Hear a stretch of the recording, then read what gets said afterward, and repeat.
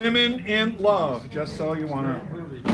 So those are the door prizes, and if those don't float your boat, you can be the keynote, mini feature, which you'll see. Last word. Choose the theme, which tonight. Choose the theme. Today is the divider or the Great Divide. Or be the co-pilot. Look at that co-pilot. Isn't she lovely? She is stellar. She knows how to do this. She is so practiced, I don't even have to think about what I'm doing. I have an announcement, because I walked in here with a beanie like that was like purple. I walked in here with it, but I don't have it now. So if anybody sees Purple beanie, calling for the purple beanie, please. Thank you. All right. Please, purple beanie, please come to the white courtesy telephone.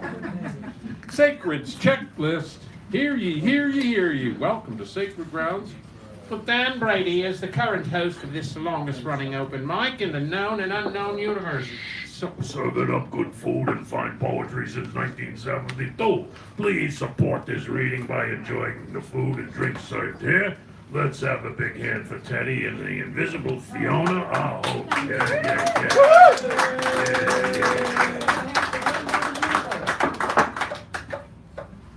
Poetry of all kinds, ladies and gents, is welcome, and we ask you to please respect the mic. Keep conversations to a whisper, put phones on mute, or vibrate. Vibrate. And don't distract the speaker. Oh, please distract me. Or pass in front of him, or her, or them, or it, or whatever. Also, keep to the time limit. Usually 5 minutes, but that can change into something drastic. Remember, we have 2 shows! And the 7-ish, and the 8:30-ish. Some of that stuff you've already read on the other side. Okay, I saw that. For this reason, I asked for generosity. Going short helps with our tradition of getting everyone on the mic. If you want to be in the proverbial loop. We have an opt-in email list and a Facebook group. We stream the video, and this is handy in 5 ways. 1, you can view from home. 2, family or friends can see you live or later on. 3, if you want to hear so-and-so's poem again and again, why? You can. 4, want to do a self-critique? Hell no. If you really want to, hell no. And it is a way, 5, to put out the word. Put it out. Okay? Yours, mine, ours, minutes, seconds, yesterday. Remember the ongoing theme. Never doubt that a small group of committed citizens, that would be us, can change the world. Indeed, it's the only thing that ever has. Margaret Mead. Thank you, Margaret. The evening's theme is... the Great Divide. Or the Great Divider. And we did next week's feature, the first show, the Yeah, keynote, all of that stuff. Be advised, although we record the evening, if an audience member wishes to do so, please ask permission. We'll assume you've done so. Should we notice recordings being made? So, that's it. I love you all. And now the keynote. Who was the keynote?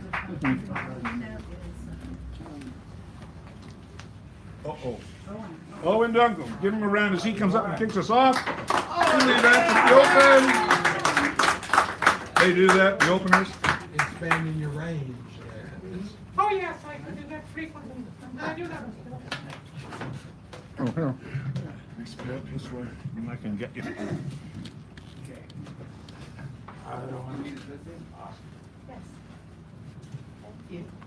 For my keynote poem, I'll read Sailing to Byzantium by W.B. Yeats.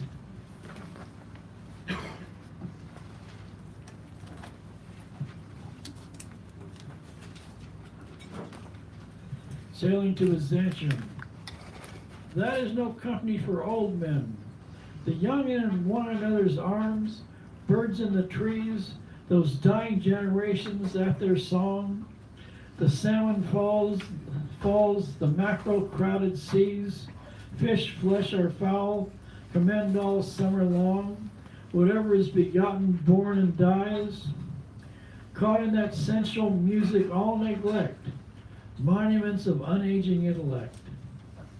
An aged man is but a paltry thing, a tattooed coat upon a stick, unless soul clap its hands and sing, and louder sing for every tatter in its mortal dress. Nor is there singing school, but studying monuments of his own magnificence, And therefore I have sailed the seas and come to the holy city of Byzantium. O sages standing in God's holy fire, as in the gold mosaic of the wall, come from the holy fire, burn the gyre, and be the singing masters of my soul. Consume my heart away, sick with desire and fastened to a dying animal, it knows not what it is, and gather me into the artifice of eternity. Once out of nature I shall never take my bodily form from any natural thing, but such a form as Grecian goldsmiths make of hammered gold and gold enameling to keep a drowsy emperor awake, or set upon a golden bough to sing to lords and ladies of Byzantium of what is past or passing or to come. Thank you. Mr. Owen, don't go. I'm handing him the attribution sheet so he can write that down. I read part of it, so just get it back to me again. Just to let you know, our feature has arrived, Mr. Greg Pond, right back there. Giving an opening round. We didn't have the chance to do that before because y'all weren't. But he's here now and smiling. Okay, just let you read the names and I'll take care of this. So it's Bob Gordon. Bob Gordon? Bob Robert. I'm going to begin with 3 poems. There's one I want to read, I can't find it. Are you going to read from there? Yeah. Okay. So what I'm going to I don't know if it'll reach. I'm going to read the 3 poems and then go on taking one after the other. I don't have my glasses. And Why? By Andy Roger Nay Anders. Can't homo cruise freely in the street or elsewhere?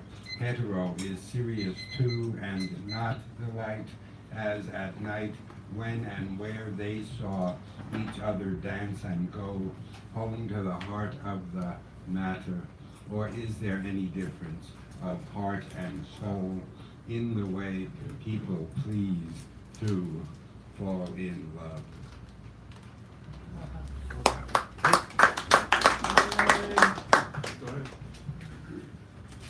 I'm going to introduce this poem.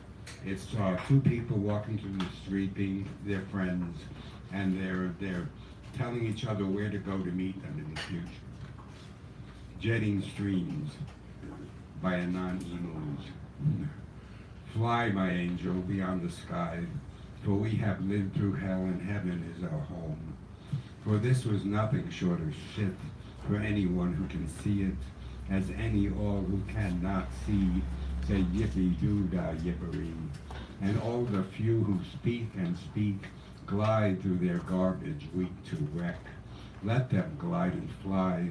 Oh, we walk on wings of love while others merely balk.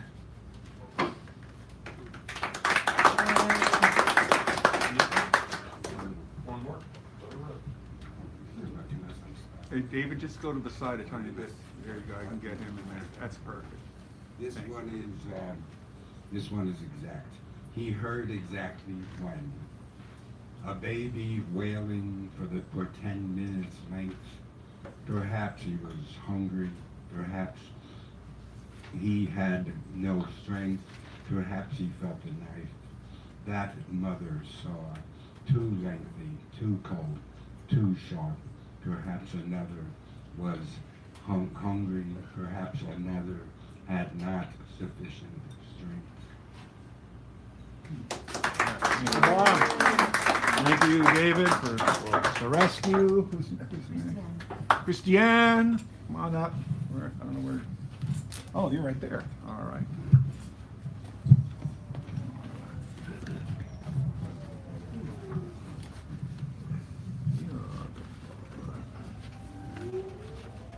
There we go.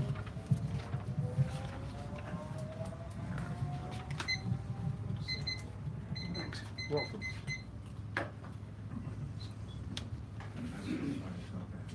Certainly not because of rereading Daisy Miller, or because she was from Schenectady.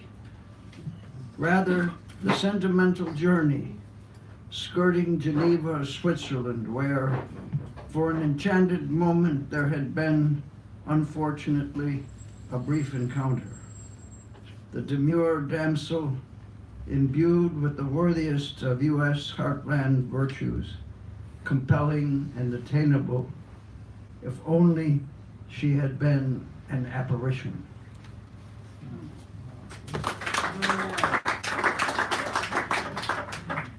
The gigantic spiderweb facing the front door is no more. Only 2 strands remain that held it in place. Had the spider died while losing the battle to secure the sticky trap? In the web-free space below the porch ledge, the strands not vanquished by wind might as well be brushed away with rolled-up old newspaper, along with the black spot corrupting the ledge above. The dislodged spot falls, and when it reached the ground, it turns out to be a small spider that makes an unstoppable beeline for the entrance to a drainage pipe and ultimate safety.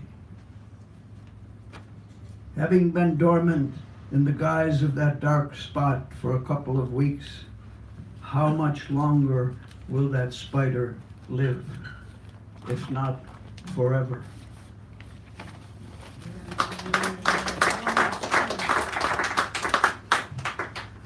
Permafrost vapor obscuring the penitentiary and the peanut butter ptomaine nanny in the whole Hey Baba Ribai.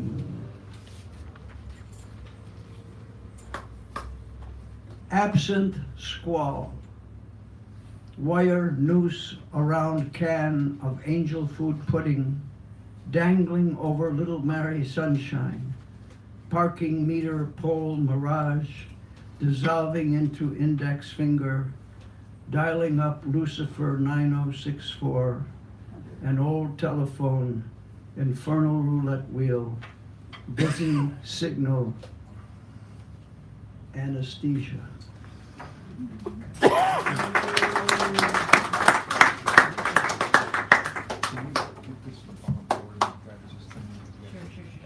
All right, and who's Buford, you're next, and then we got David, Zeltzer, Stephanie, who's featuring here, coming up there. Owen, then Joffrey, then Robert, then David, then Dietz von Grabenholz, before the cursive writer, Martin Joseph, and our feature, Mr. Greg Pond, who is in the house. That was all him. Huh? That was all him. Huh? That was all him. Oh, I thought I misunderstood that. Give him a round of applause while you get him warmed up here. I've been hanging out in Washington Square Park. A lovely, lovely place. The first Washington Square Park poem is this: "The sun shines. The sun shines in Washington Square Park. My friend lies on the grass on her stomach, recording her carefully chosen thoughts. At the church across the street, people dribble out on this blue-skied Sunday."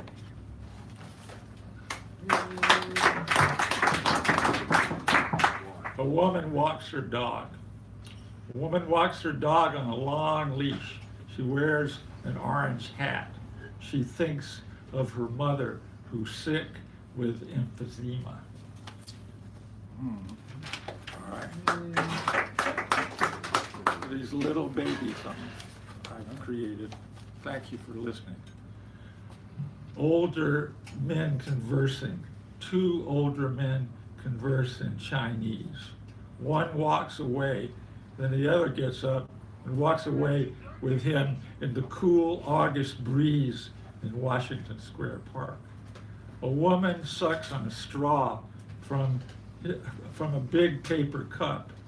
A homeless man, I'm assuming, covers his head with a blanket on a bench. A man shows a dog a book. Beautiful. Buford! Thank you. And Christian, can you put the name of your book on just the where I have? Give him a round. He hasn't been here in a while. Nice guy. Well coiffured and everything like that.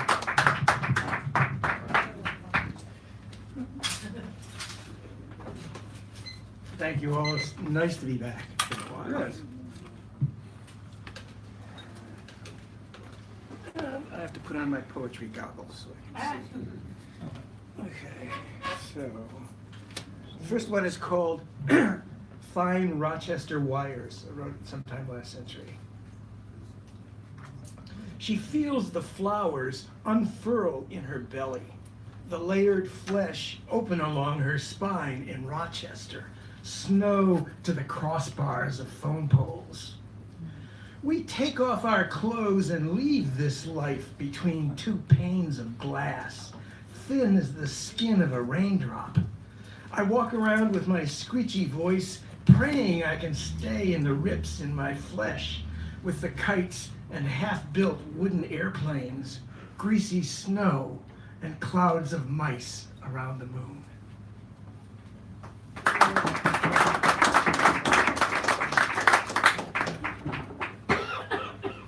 Now, this is called The Forces of Deny, and that must be a name that I stole from a science fiction story I was reading at the time. The Forces of Deny. Deep woods, or echoes of wood, shot after shot, asking for a hand. Dollar bills beneath white flowers, 3 white petals, yellow stamens called trilliums. That die of noise, cough, give away their position. Dark men pass through my chest, spilling cans marked food. Cans on the cindery ground. Feet on the cindery ground. Cloudy sky, not moving at all. 3-legged flowers spill out. Drift down a river, not moving at all. My chest aches. From my breast pocket, I pull a bundle of white petals. Somewhere in a shallow trench, yellow stamens shiver, blossom into white flowers. The wind falls through woods, through flowers, through a fly walking a windowsill. A fly traveling from room to room, crashing into windows, looking out across the misty valley.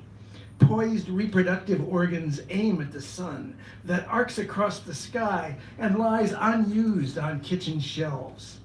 Feet on pavement walk to a saucer and teacup.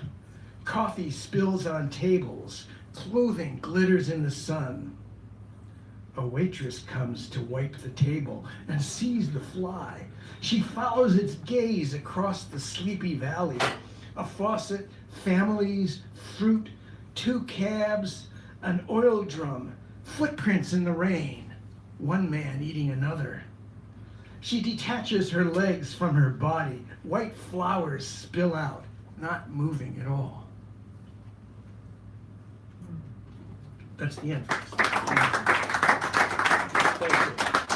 And a more recent poem, Frightened Butterflies.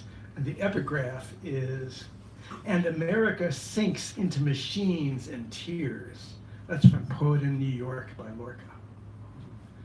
Monstrous numbers on the fuselage reveal me crawling under the lake with heavy moons. I'm going to love you and drag death down the street to recycle its bloody wishes. Poor man, prepare a fire and gouge out the eye of the cinder before the electric shocks begin. Before I fly the drone, somewhere men are screaming, drowning out the mystic, drowning in tea. The leaves, all folded in sunshine, have eaten no snow for 3 years, 4 months, and 2 days. I wander in your pocket filled with paint, movies, and music, and pour the windy, dancing dust of Sicily over your breast. Thank you. Thank you.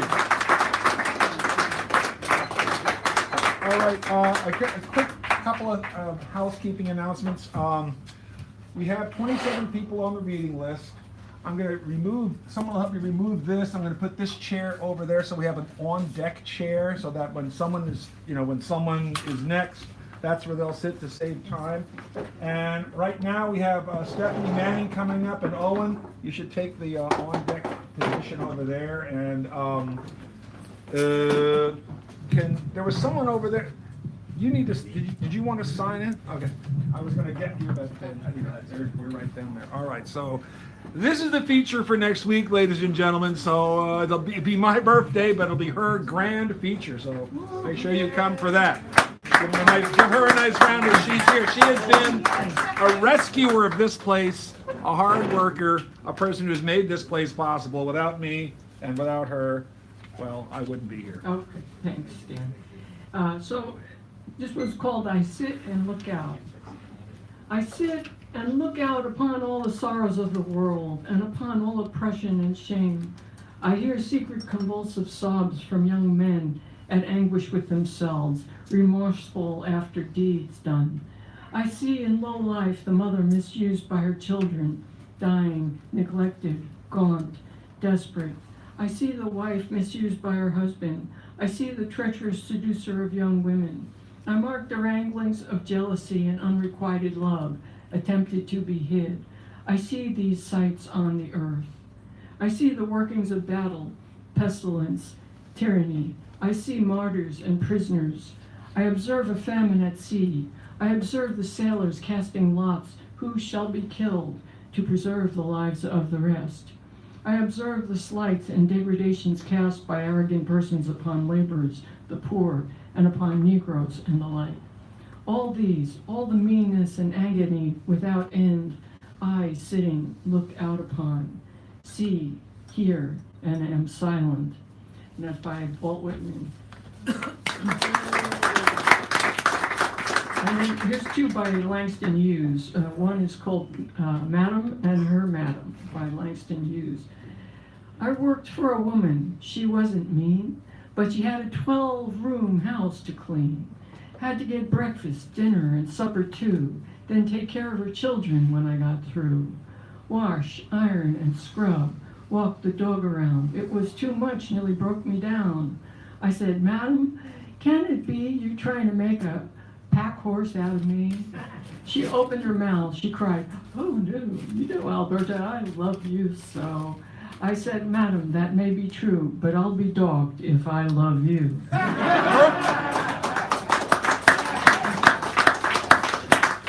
Here's another one about Alberta by Langston Hughes. It's called Madam and the Phone Bill. You say I okayed long distance? Okayed it when? My goodness, Central, that was then. I'm mad and disgusted with that Negro now. I don't pay no reserve charges, reverse charges, no how. You say I will pay it, else you'll take out my phone. You better let my phone alone. I didn't ask him to telephone me. Roscoe knows darn well long distance ain't free. If I ever catch him, Lord have pity, calling me up from Kansas City just to say he loves me, I'd know that was so. Why didn't he tell me something I don't know? For instance, what can them other girls do that Alberta K. Johnson can't do, and more too? What's that, Central? You say you don't care? Nothing about my private affair? Well, even less about your phone bill does I care. Yes. You say I gave my okay? Well, that okay you may keep, but I sure ain't gonna pay.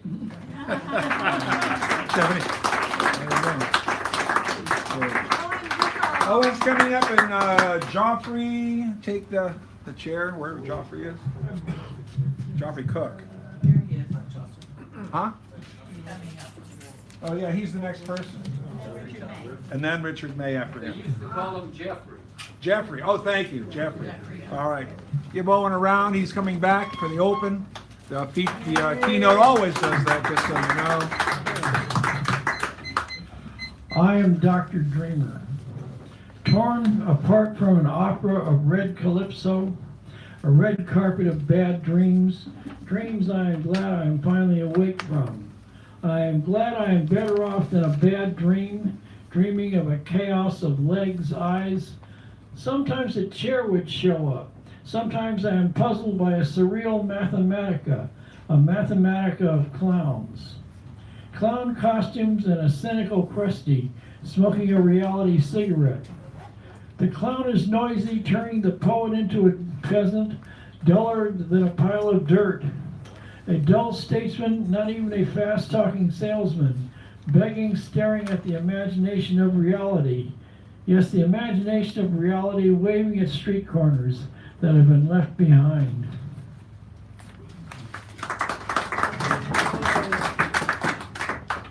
Millhouse, two words. Sing ahoy to the holy life, to the holy. Life is fire, the sun looking for a metaphor to call its own. Death is not around, it has coquettish ways. With every body, life has found.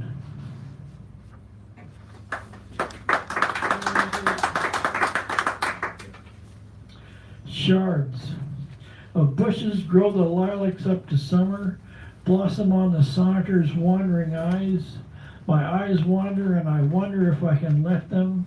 Think ahead if there's any ahead to think of. Life can be like Niagara Falls. My coy eyes dart in the quiet I can hope to get. My ears dart forward to the world, the sun, the afternoon like Shenandoah. Quiet, quiet, the flag, quiet, quiet, the flag waves like a lazy flower. I am almost through with flower. I am almost through with summer. Autumn pines away from itself for whatever is left of summer's heat and joy. My lines gasp. My sonnet is as slow and lazy as a hawk. A lazy hawk flying at half-mast.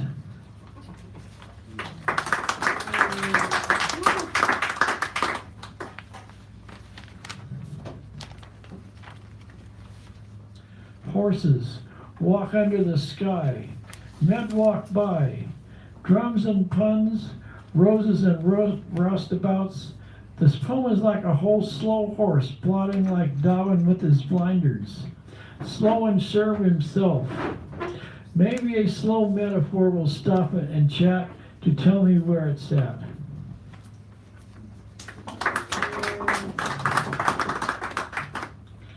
Poem alone.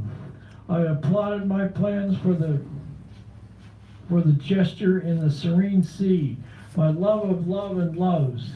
How many times have I told the future that it is like an hour that has sped by like a lone rider across space and rhyme. I rhyme less to try and get somewhere. We are sure it is around the corner. My corner, your corner, the corner of the horner. My tongue has tripped over a mist of holy writ, blind as a blind man in Kerouac Alley, tapping like old Pew with a black and white cane. I write this. From a fun man. I'm bagging the Rays in Washington Square Park at midnight.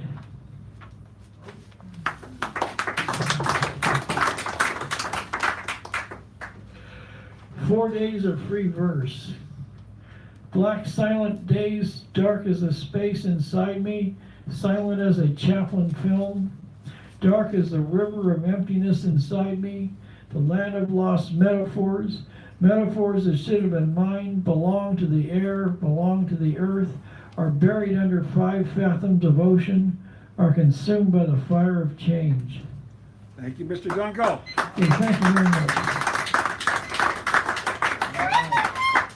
Jeffrey is up, and then Richard May is on the on deck chair. Give him a nice round. He hasn't been here in a little bit of a while. And we'll just make sure that he's got like that. You just got to get really close so you can hear. Days when nothing happens, sun warm in the park, promenading amongst the stubby trees. Band plays off key as we sip coffee and tea. Fog grays stillness and the trees shiver. Trees shiver.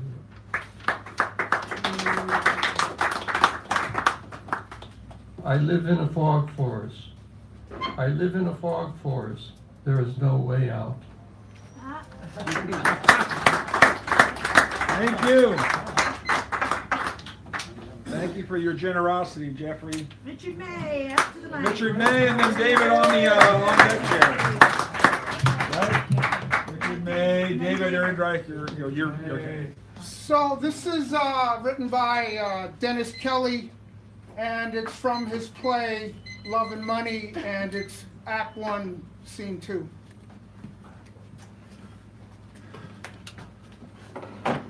Okay. I came home, and she was lying there on the bed, and she'd taken. I'd been test driving this Audi. It was silver. It had ABS braking, climate control, satellite navigation, and roll bar, all standard. It had these little push-out trays for your drinks and things. It was a lovely car, and it really held the road. Well, the thing was, you could just tell that the guy that was doing the test drive, you could tell what he was thinking. Fucking waste of my time. But I could afford the car, but I felt like I'd earned that car. All the things I'd done, I felt like that car was my right. But we had debts.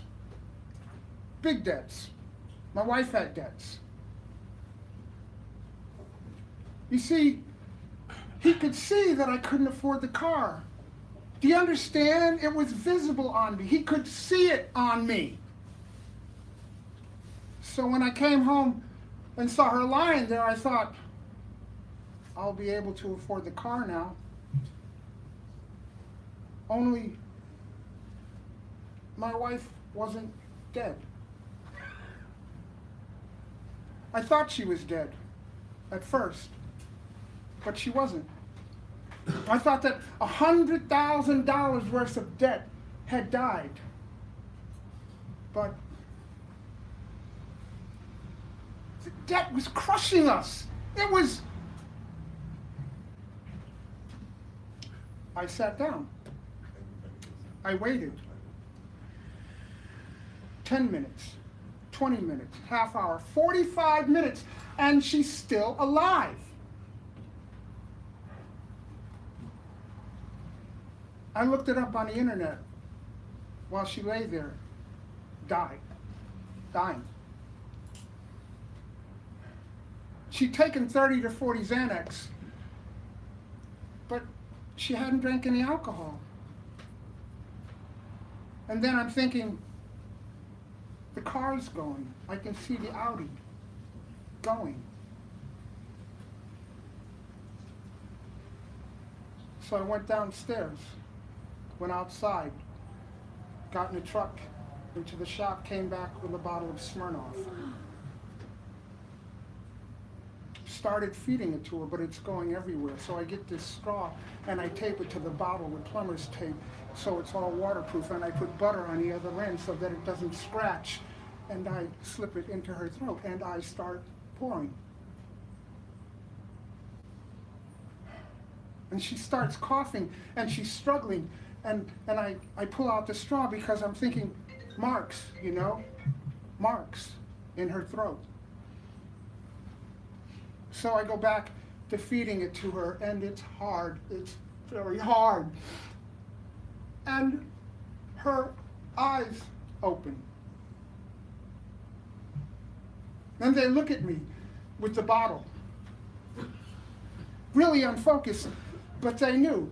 They look at me with the bottle. And I managed to get about another quarter into her eyes looking at mine, looking into mine, looking into mine.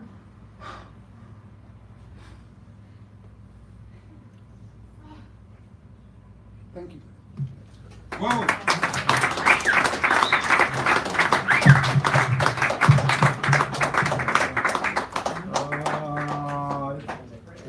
I'm supposed to be in the on-deck chair, but I'm here. And then we got Richard, Sandrell, Martin, Joseph for a feature. This is David Ehrenreich, by the way. Give him a round of applause. There's several applause around these.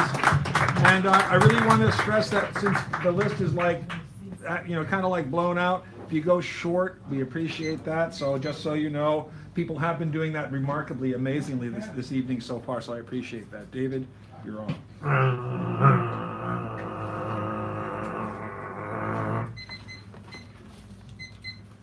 Remove all dog shit from the yard before employing weed whacker.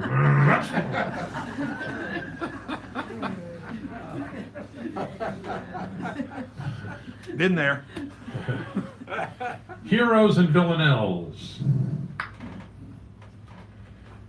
This is Marvin and Jimmy and Alan and Rob. This was on the promenade last Saturday. I looked at the wall and there they were. The poetry mob gathers at the promenade to divvy up the neighborhood. There are dividends to be reaped from sarcasm, metaphor, chaos, scattershot, dark matter, discretion, parody. Each member chooses a weapon carefully, is sentenced to stir the crowd, and kills accordingly. Ecfrasticism covers the walls like blood-red poppies. The MC in his didgeridoo voice hastens each to the dais to outline infamy and live for another's say. Cooperation encourages us to lance the boil of hypocrisy yet again as we fester in the gutters of paradox.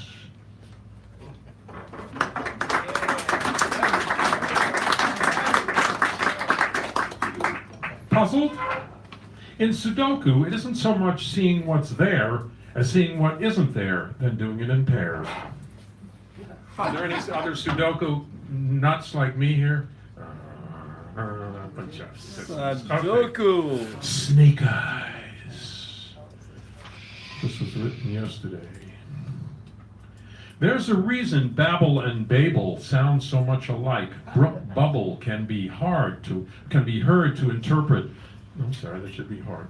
Brook bubble can be hard to interpret. Not enough water in the mortar, and shifting sands crumble in the crevices. Crannies yield to seismic rumble, rubble, all fall down.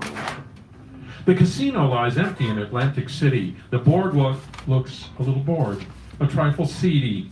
To fail at a gambling emporium, one has to look beyond greed and abundance and skitter off the runway due to total lack of planning and too much reliance on liar's dice. That was written by Slick Graceless and Sharky Hustle. Oh yeah, I know those. They're very good. I know them. Or as Friend of mine. Britt calls them, with a long red tie. How much time do I got here? You got about two and a half. Okay. Thank you.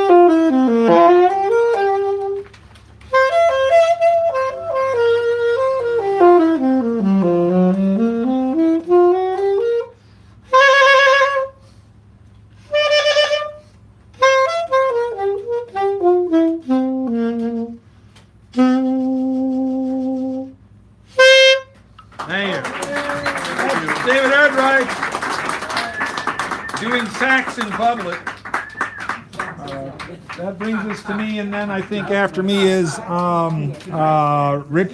Sanderell, and then Martin Joseph for a feature. So I'm going to come up here. I was going to offer you a choice, but to hell with that, as my mom used to say. Brady up at the line. Thank you very much. Thank you. All right. Okay, so, am I framed properly? Yeah. Okay. Oh, yes. This is called Time Will Tell. It's very short. And now I'm going to read something else, which you have no choice over. I dreamed today. It seems it was only an eye blink, but then again, everything therein. I saw the world, all it holds, and its philosophies. I looked to the sky, peering up to see what's in the air, wondering what does it bear. This sad globe, its people, and their history are waning fast. What's to do? That's not destined to be buried by our earth at last. And what's in the air? I look up wondering, what does it bear? Why keep on, looking toward horizons over which we'll never fly? Our sad ghosts fade, no power on earth can extend their living lie. And what has the wind? Can you tell what's born on the air? We wear away, tasting not a single tear the earth sheds, it's true. And then we'll pass with the lesson of extinction as our lonely dew. And what has the wind? What takes away its breath and leaves no legacy? Can we stand upon silent beaches with no sound to see? And what does it bear? Surely something's born of this air. See, and this one follows on from that one. Okay. The Great Divide, right? Or the Great Divide. This is the Great Divide, one of them. Long after time, long from now, when all that is now is forgotten, more than simply buried in the mind or the earth, more than simply covered up but gone, truly dissolved through the immense passages of time during which the earth has completely reformed its surface and is done turning under its continents, when every human thing has vanished beyond all hope of ever being found, when no living thing recalls our peculiar smell, where fear and life has recovered all that was lost. When all that is now is absolutely gone beyond anyone's knowledge of what once was, is, or might yet be. Long after time, when there is no forgiving or forgetting, when the quiet world simply rests through its long horizons and the moon casts down innocent light, where the winds are gentle and the forests have come back into their own. Long after all we dream of, when even the greatest of our myriad possessions have been broken down into the smallest of grains and so have become part and parcel to the earth, and each is simply moved by the wind or the water, and all has been absorbed by or recycled millions of times through plants and animals. The living carpet that life is upon the world, when no evidence of any kind, when matter is so purified until purity is no longer a relative term and all is well. Long after time has gone, when it is no longer a measure, when measuring is no longer needful, when counting is as forgotten as numbers, and sense is a term applied only to the eyes, ears, tongue, nose, or touch. Long after time, what is? What will be? When peace itself is the only thing, and nature is let to do what it does best after the recycling of all we once were has erased all the details, leveled the playing field once and for all. Long after time, what is the chance that the earth will decide to try once more to weave spirit into matter, manifesting such illumination as brings consciousness into life? And if not in human form, then certainly with a prayer that this time its promise will be kept. Thank you. The Great Divide. All right, and now we have The curse, The cursive writer. the cursive writer, and then Martin before our delightfully complex and wonderfully rich feature, Mr. Greg Pond. And David Erdreich is joining me, of course, on sax. In public. Sax on public. Safe sax. Sax domain. The sacks are. Sax Demondo, all three. On YouTube. All right. All right, in light of the theme, the Visadero. The Visadero, divider of neighborhoods that once mirrored each other. One Disneyfied, the other decimated. Oh, the Visadero, you held out till you could no longer. They stole you, replaced you with gentrify, the great word for an ugly empire meant to be. Fillmore, a classic where jazz blues reign supreme. Hate, where rock and roll becomes psychedelic freeform. The Visadero, another great street trashed by a new money, new people who fail to keep or remember the histories. Another blocked artery waiting for a heart attack or stroke, damaging the body of San Francisco.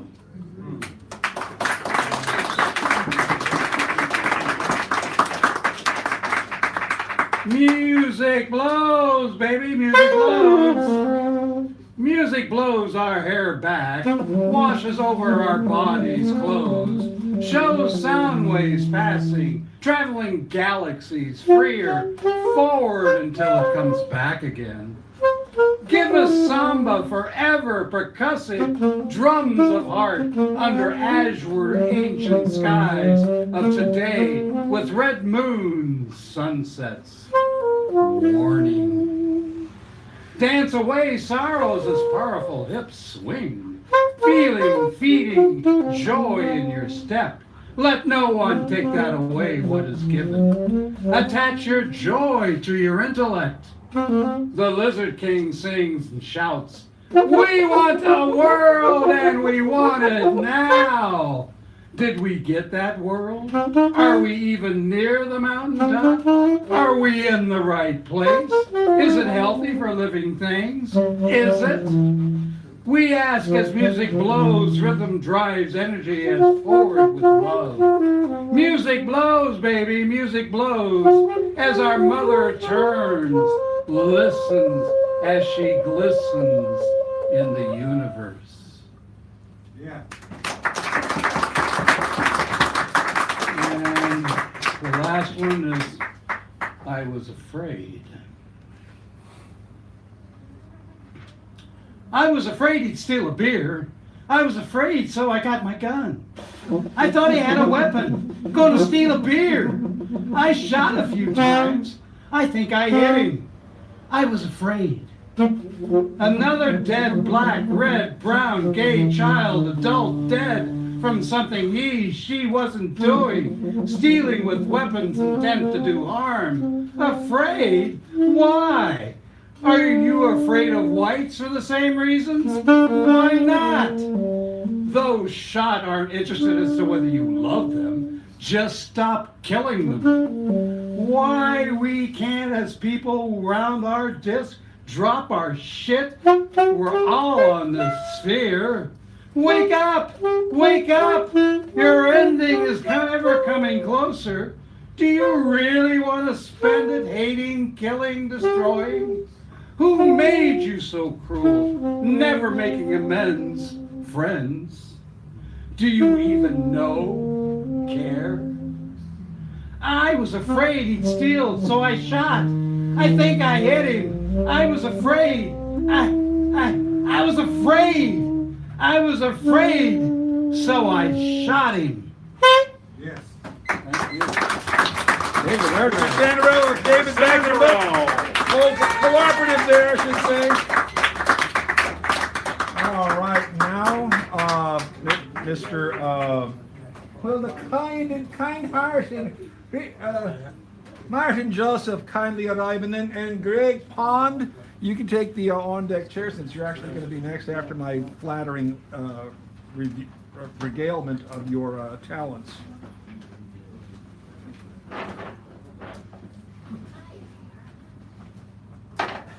And then we have a second show to beat the band, as you can probably tell. The band hasn't even showed up because they're tired of being beaten by the second show. All right. Mr. Martin Joseph, give him a round of applause here.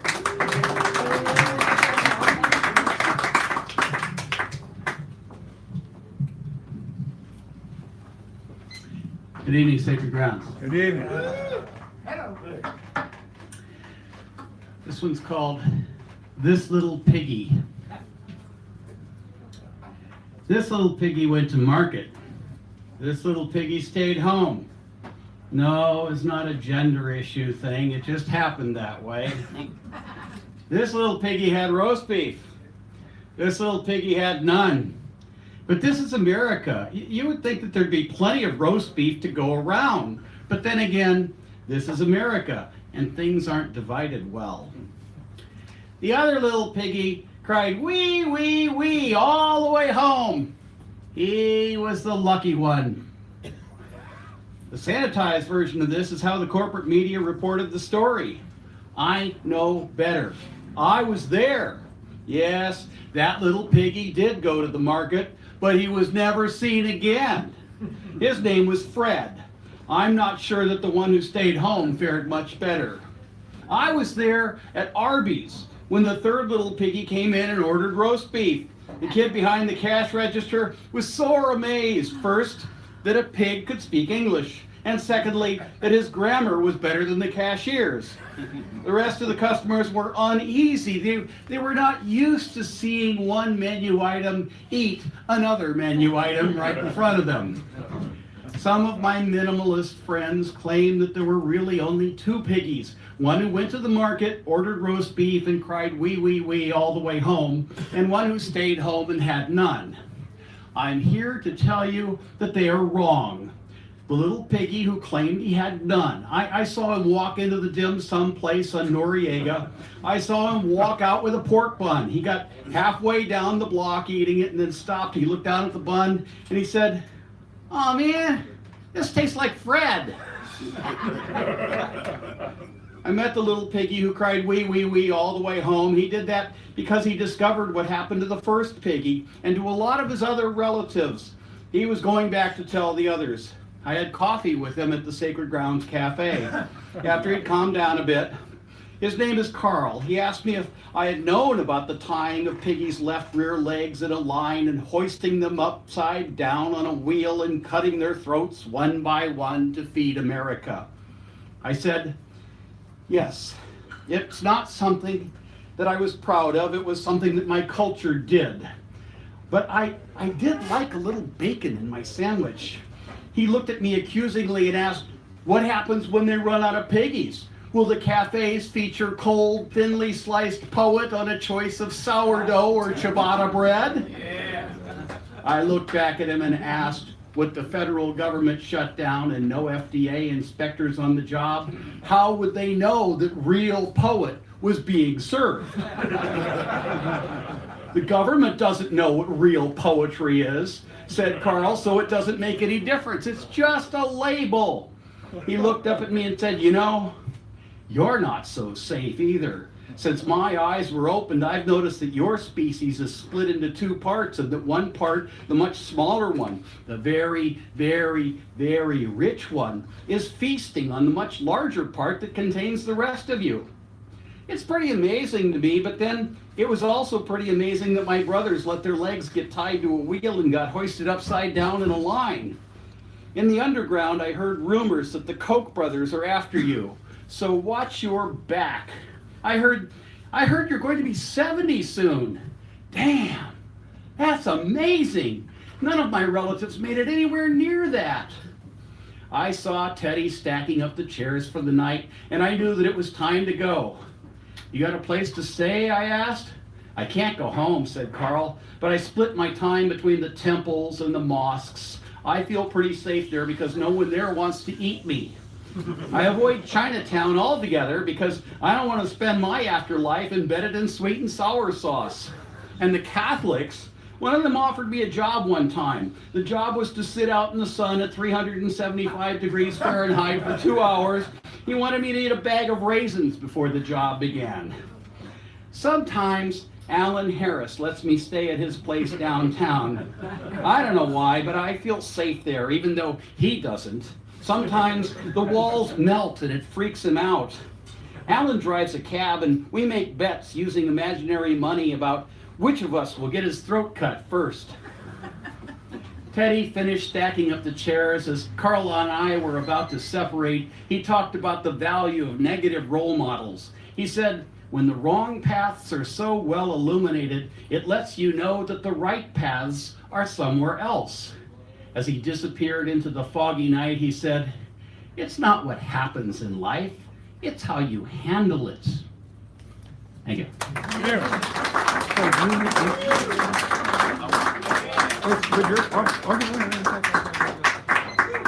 I thought you wanted to. I do, but somebody just wanted this. Oh, I see what you're saying. All right. Well, here we go. Another fine mess we've gotten ourselves into here. Am I okay with that? Just so you know. Okay, so there he is. He's right here. He's within striking distance, so. Great Pond is our feature this evening, ladies and gentlemen. The mighty and wonderful. Give him a round of applause just right now. And if I don't mind saying so, just look around the room for a minute and you go, geez, he can pack a house now, can't he? So this is really nice. I appreciate that. And that's why we have such a big second show, because, well, we went through the first. All right, so. Now, Sally Love Saunders is also in the house, and without Sally Love Saunders and my going to a poetry event that she has hosted, I would never have met him, and he would have never have been here. So Sally Love Saunders is a person of influence in this whole situation. I want to thank her and give her a salute over there. Thank you so much. And she did pass around a couple little flyers, and if you have those, that's fine. If you don't, we can figure that out later on. Anyway, so back to Great Pond. The man has a voice. I love this voice. It's the kind of voice you feel, you said, it's either like, it's analogous to warm bread that's, just out of the oven, almost cool enough to slice, but not quite. So you sit there going, there's that analogy. There's also like the very sharp-witted cutting edge, the scalpel, that takes apart society's fabric and lets you see what's inside. Sometimes you don't like what you see inside. And he can portray that very, very well. He can dissect the social cause and bring it to light. He's also funny, he's humorous. He takes objects and creates poems. And my favorite in that category is the one about Lady Day, the glass, that just, So there's variety, there's depth, there's clarity, there's humor. In essence, there is a great poet that's going to be speaking here in a moment. So without further ado, give him a strong, wonderful welcome. Great Pond.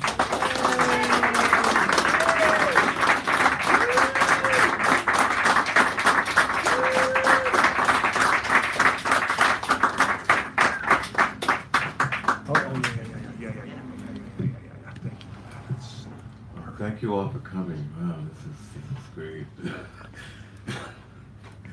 We knew you could do it. I'm nervous as usual, but that's par for the course.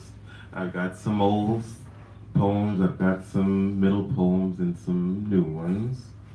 And I'm going to start off with a request that I was presented with, and I'm happy to comply. And this particular poem is a third in a series of letters that was written to an anonymous friend. And this particular one deals with the AIDS epidemic, and it deals with family relations around holiday time, around the holiday table, and some of the tensions.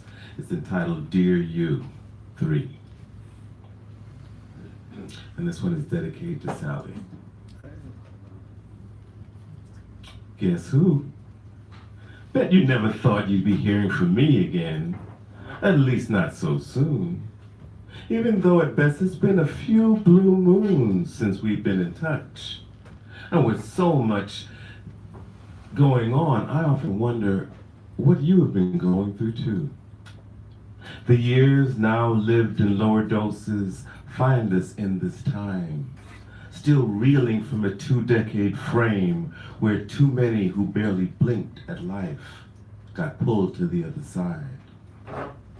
Many we loved didn't follow our script, didn't turn the next page with the rest of us, left on our own forever AIDS change.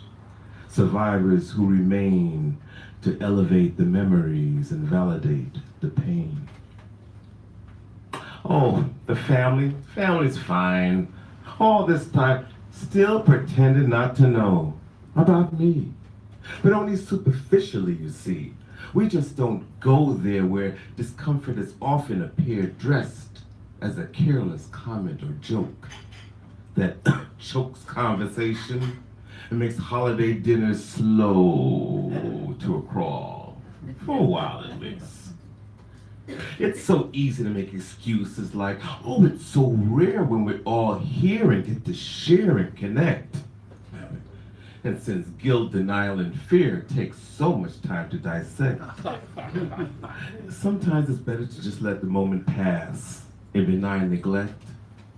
Or worse yet, laugh along in a futile attempt to diffuse or deflect the pain of low esteem so self-evident it sweats my clothes, clings wet and cold to my own skin, around my own kin, feeling naked and exposed, barely able to be discreet.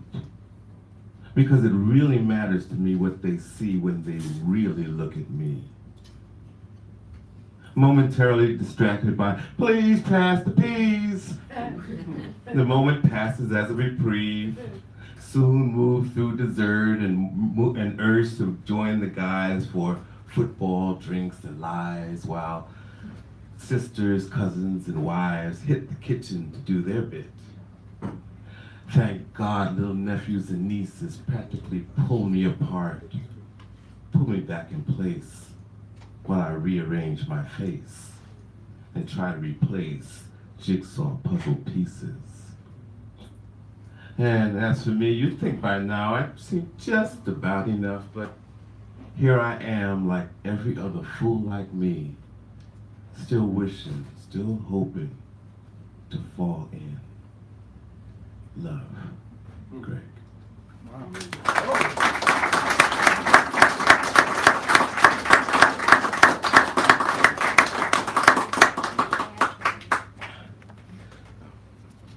Thank you.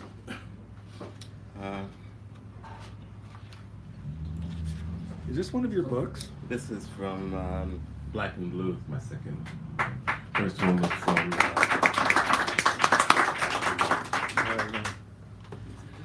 and this one is entitled Eddie Knew.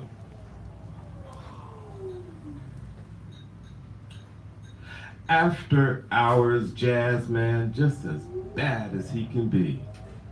Let not one note slip by while every horn guy blew a textured history. Every fingered moment spent tickling ivory. Every song ever recorded in the key of C. Eddie knew them all, and even if he didn't, he could always recall someone they knew or played with at Smalls. Always some club, some set, some jam, even the personnel of every changing band. There was nothing about jazz he hadn't heard, nothing he didn't know. Now, he's gone off to critique the angels who play the late, late show.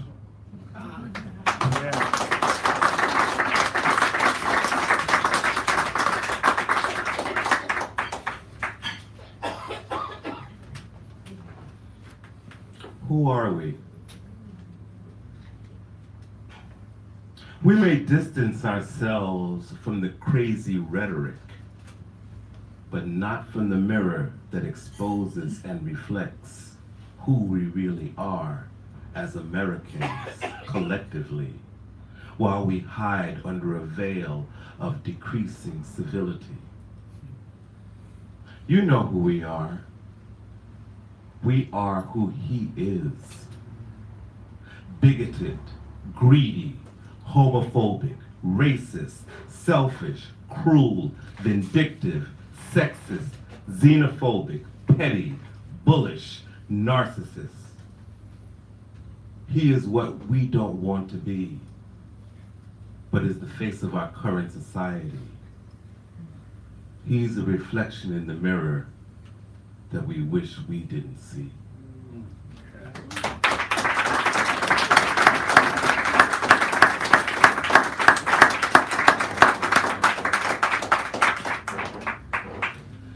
Since I decided to wear this dashiki, well, I might as well.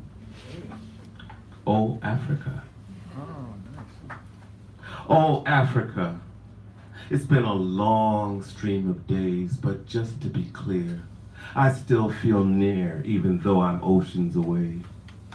Long distance from you and thus from the cradle of life and truth. Am I destined to pay the price the seasoned man pays when the innocence of youth is crippled with old age, and he reaches back, Sankofa style, to return to the black of his roots? Oh, Africa. It's been a long course of months from the source where all civilization began. The genesis of heaven and earth, plants, animals, and the birth of man. Now look what they've done to you. Brutalized your indigenous, staggered your economies, and ravaged your land. In the end, you've been treated the same by kin and enemy. Oh, Africa. It's been a long river of years since our forefathers first bathed in your waters, but as the global clock moves on, we now fear it's been too long and we've grown too strong in our Western ways to realize how far we've actually strayed from your shores, your sons and daughters, scattered across Caribbean within South, Central, North American borders. Oh, Africa. After all these lost ages and miles of twisted history, what can we do to prove to you that we'll always be part of the diasporic tapestry? We can't reverse the hands of time, but we can reestablish a connection that rings from continent to nation to community across ancestral lines. One that flows through our collective souls along the path of the conscious mind. Oh, Africa. We're destined to come back to you one day at a time. Speed.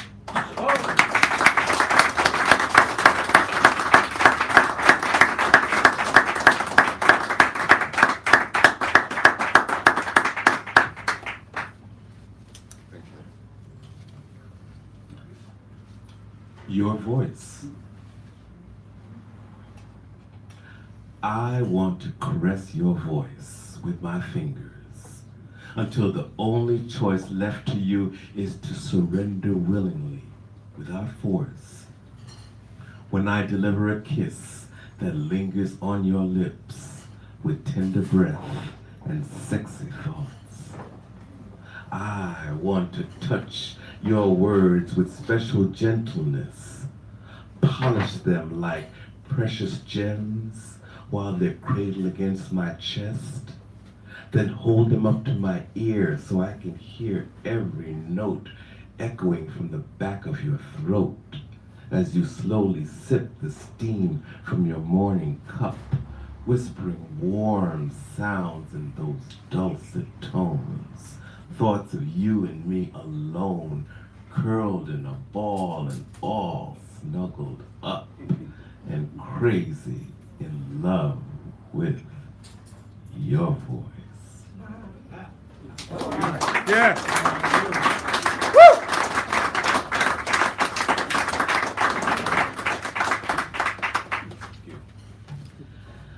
I don't own a storage unit. I never have, but I have lots of family members, friends, co-workers, acquaintances that have storage units, and I've heard all kinds of stories about them. So I thought, what would it be like to own a storage unit? Storage unit blues. I got the storage unit blues. I'm paying rent for a room that I can't live in, filled with stuff I no longer need and probably won't ever use. I've had the storage unit since who knows when, and it's filled to the brim with books, clothes, stacks of pictures, papers, rows of knicks and knacks, card tables, tchotchkes, and a bunch of crap that no matter how much I pray, hope, or wish some of it would shrink, it would still never fit because this rented closet is as big as my whole apartment. Now I know that most of this stuff eventually has to go, though instead of collecting less, I keep hoarding more and more. So much I should take inventory, so much I could open a store. I guess I feel a need to lean on memories, to cling to time-tested trinkets, sentiments, and long-held beliefs that, though no longer may be relevant, are so hard for me to release. As if deciding to let them go would be like letting go of too much of me. My only hope is that my storage expansion will somehow miraculously slow, while my living space magically grows another wing, big enough to fit all the things this unit can no longer hold. So, I got the storage unit blues. I'm paying rent for a room that I can't live in, filled with stuff I no longer need and will probably never use.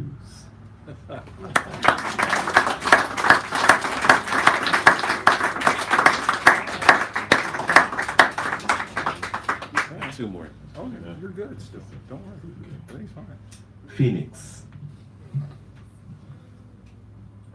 I am Phoenix, rising from smoke and smoldering ashes, a soul survivor. The flames are lapping after me, but I truly believe if I keep ascending, this fire will never reach this bird on the wire unless I stop to breathe. So I continue to walk a tightrope towards the sun, balanced on wings, held by strings, not wax, so that mine won't melt like Icarus, and my arms won't flap in futility while my feathers float to sea. I'll fly me to the moon and hitch a ride on heaven's breeze. Catch a current to carry me home if I happen to tire so I can rest my soul. Gonna fly so high that I won't get singed by the fire below or the inferno within. As the smoke climbs higher above the embers of anger, guilt, and rejection, see me soar above the pyre towards enlightenment and redemption. No longer a bird perched on a wire, but one who hovers far above the atmosphere where the moon and sun are lovers. I've been redirected, resurrected, reconnected, and inspired. Rising in the midst of this, I am Phoenix, soul survivor.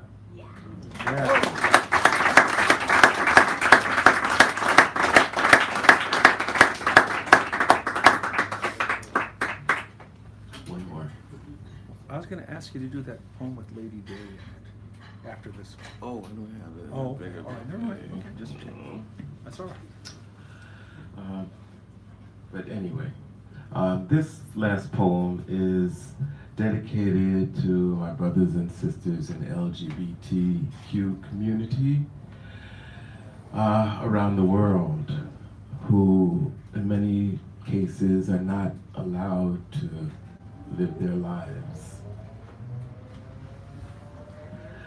This particular poem takes place in Jamaica, and it's entitled Batty. And for those who don't know, the term Batty Boy and Chichi Man are two derogatory terms for gay men. Batty.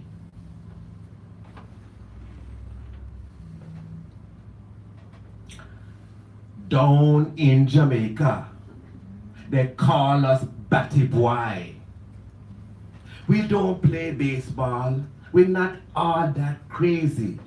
But they say our lifestyle defiles Anglican law.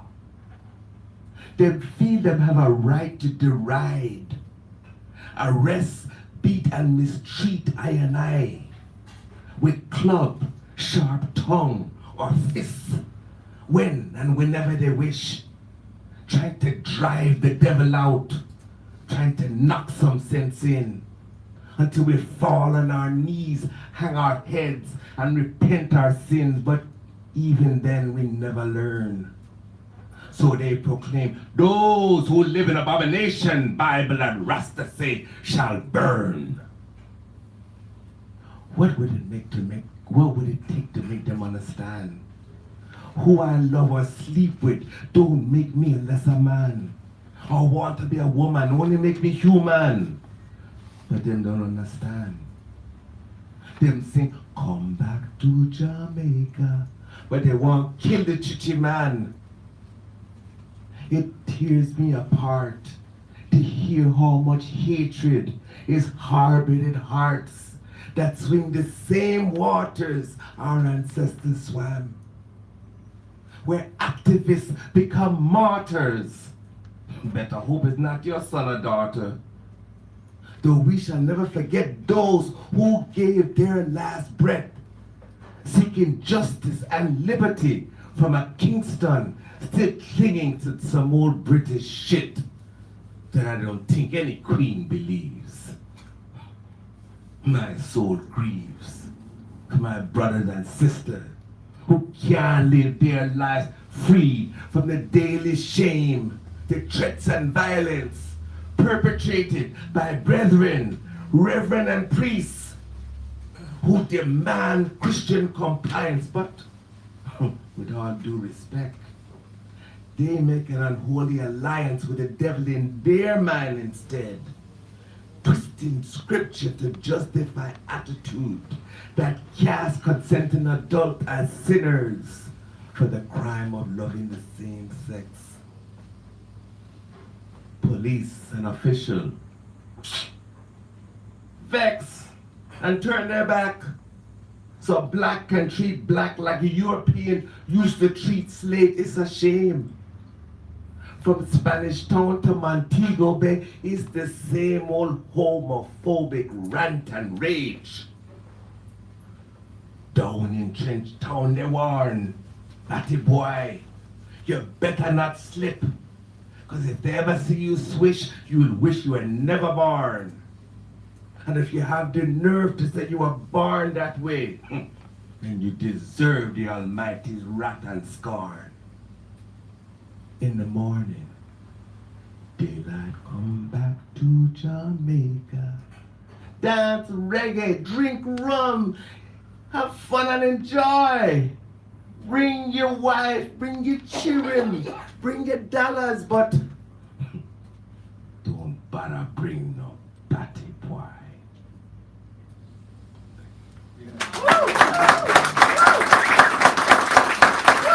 That's great fun, I told you. Tried to tell you anyway.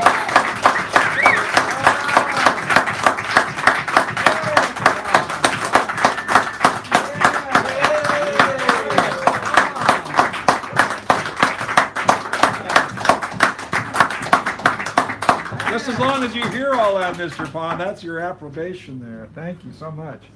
Well, we're going to take a break, and I'm looking at the list and the time and calculator, so it's going to be about 5-ish minutes.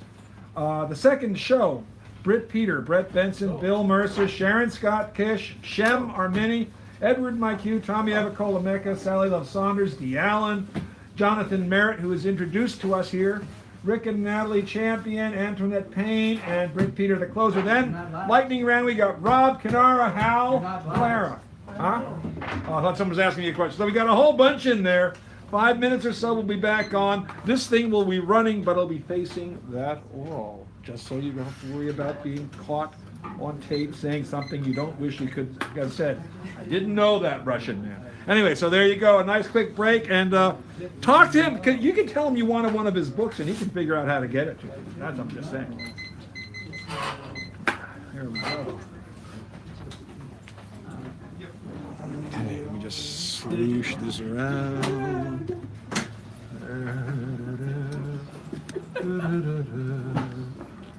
It's so nice to have this time together. Point it out the window at the passing traffic. What? You could point it out the window at the passing. I could do that, but see, I focus on these pictures, so I think that's good. Pictures is great. Second half. This thing kicked off. Oh, Probably have too many people with the second half already. Huh? no, well, you know, Mine we have a is, tradition like, of trying. really short. Huh? Mine is really Yeah. short. Whoa. It'll be less than a minute. So why don't you put?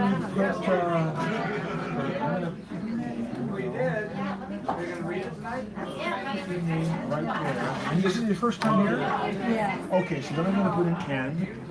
And we do a hoot and a holler and a big celebration for people who are here. So here's what you're doing right there. Yes, Jerry. Mr. Brady, when Thank you you. write it, you may want to know what it said. Yes, thank you so much. I have no idea. Can I read somebody else's stuff? Does it have to Yes. Oh, okay. Huh? I also made a recording of you for a presentation, so you want me to put it up Yes. on web and send you a link? Yes. Okay. Yes. There may be a bit of babble over it. It's all right. Okay. Thank you. Oh, is she? What's she signing? That's her. Oh, can't read that. I can't read it. Okay, well, we'll have to go short on the signal. What the hell are you doing? Wait a minute. Oh, Led Zeppelin. No. Led Zeppelin. Oh, yeah. Well, you know, I remember the album cover and I put you on, you know. I know. Thank you. I don't know what you did. I am fine. I was thinking of you like so many times in the last couple of weeks. I saw that picture you posted on Facebook with a little wine or something, some kind of glass. Mess. Yes, yes. With the lava. Yes. Yes. I was drinking all kinds of stuff. Yeah, it was very good. I better get out of the frame. Are there any rules?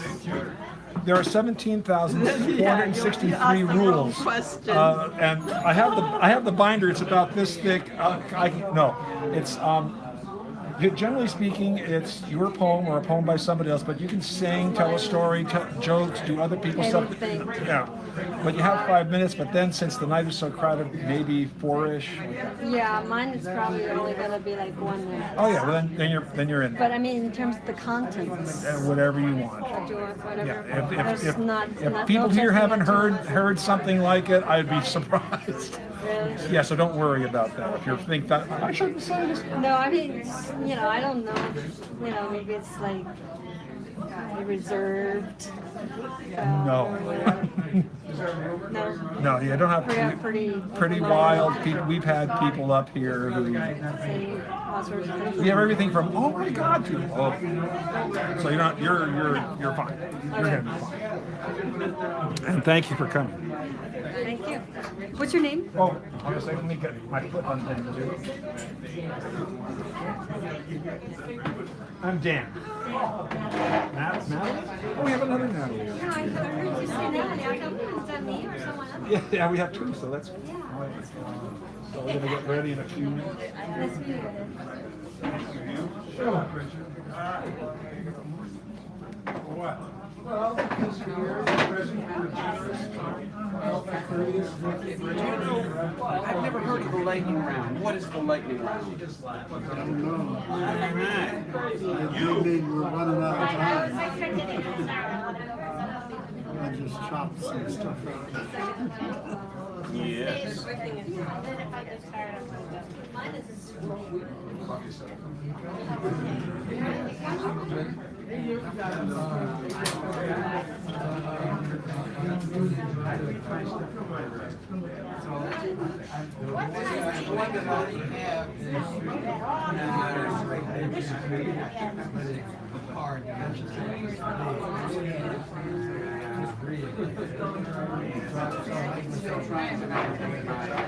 Non-full-time staff. It's easier to get there right now.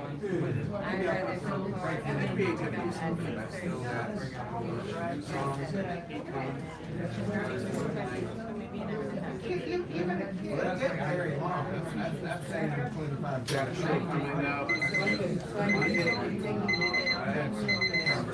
List.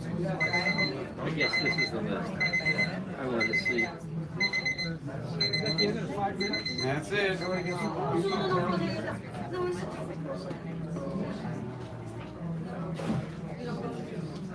The promenade poem. Promenade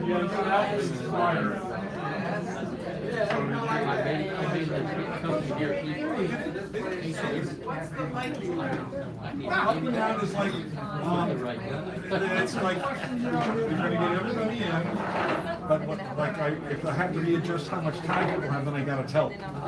Yeah, so, but if I don't, then I don't. Boy, that's a long list. Yes, I see now there are two shows, the first show and second show.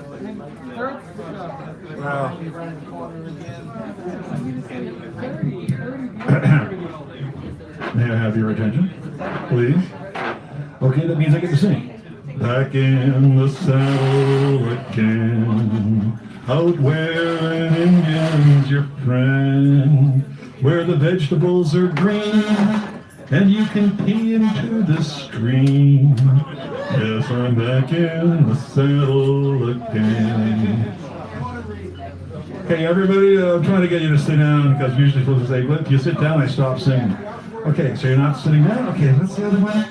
Tiptoe through the tulips, won't you pardon me and tiptoe through the tulips with me. I don't remember the real words, but that's about what I think of. Thank you, ladies and gentlemen. Give me a round of applause. Give Britt Peter a round of applause. He's going to open up the second show and close it out, as is the word. Give him a round. Okay, there he goes. Okay. Raise this from just Yes, thank you, David. Okay. Okay, it's 73 years since the U.S. bombing of Hiroshima and Nagasaki.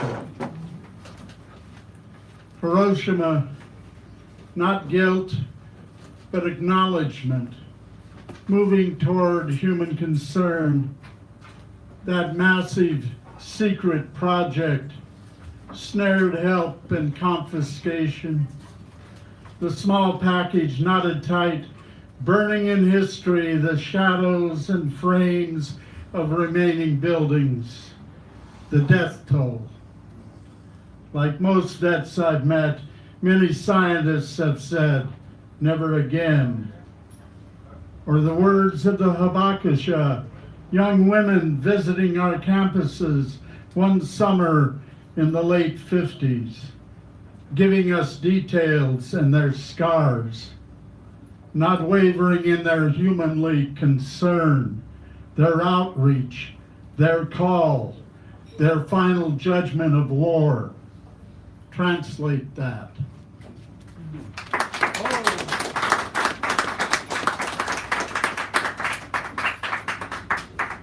Boxcars and boxcars.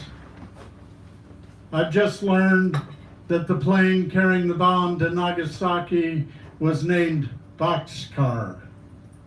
This is indigestible information. 2 cities, over 200,000 dead. Not terrestrial racket through grandfather night. Not boxcars holding boys at the corner, but a riveted silver bird causing those below to cry out and dissolve. Shadow over a foreign archipelago, an eagle singed by its own oil. John Toomer's bloody bird again, the myth of our beneficence.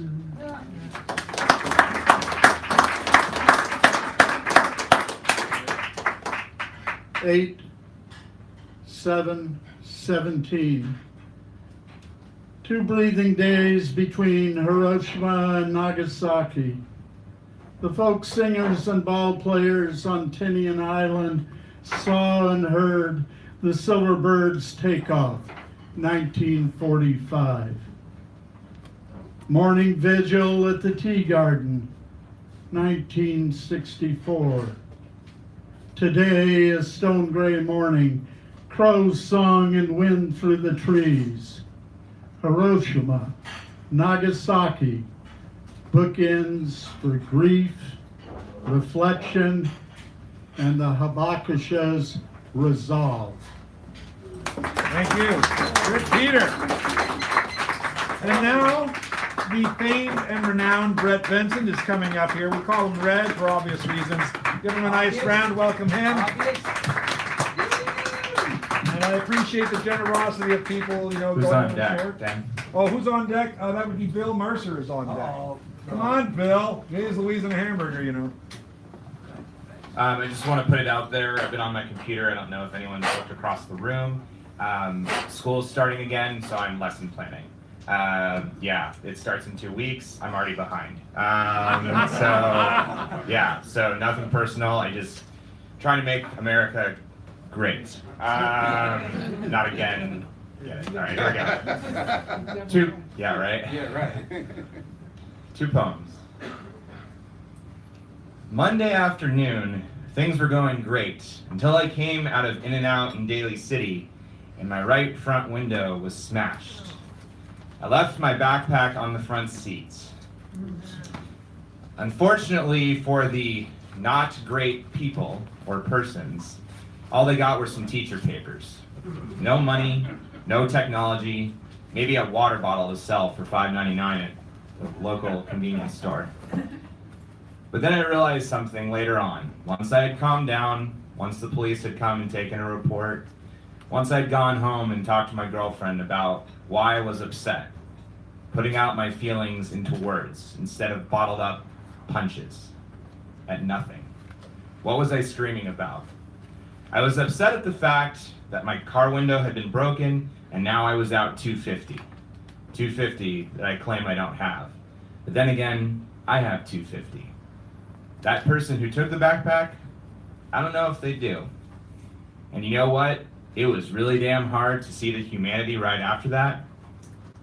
But as I took a breath, as I realized that neither her or I were permanently hurt, as I realized that my car was fixed the next day, as I realized I had the ability and the money to fix my car the next day.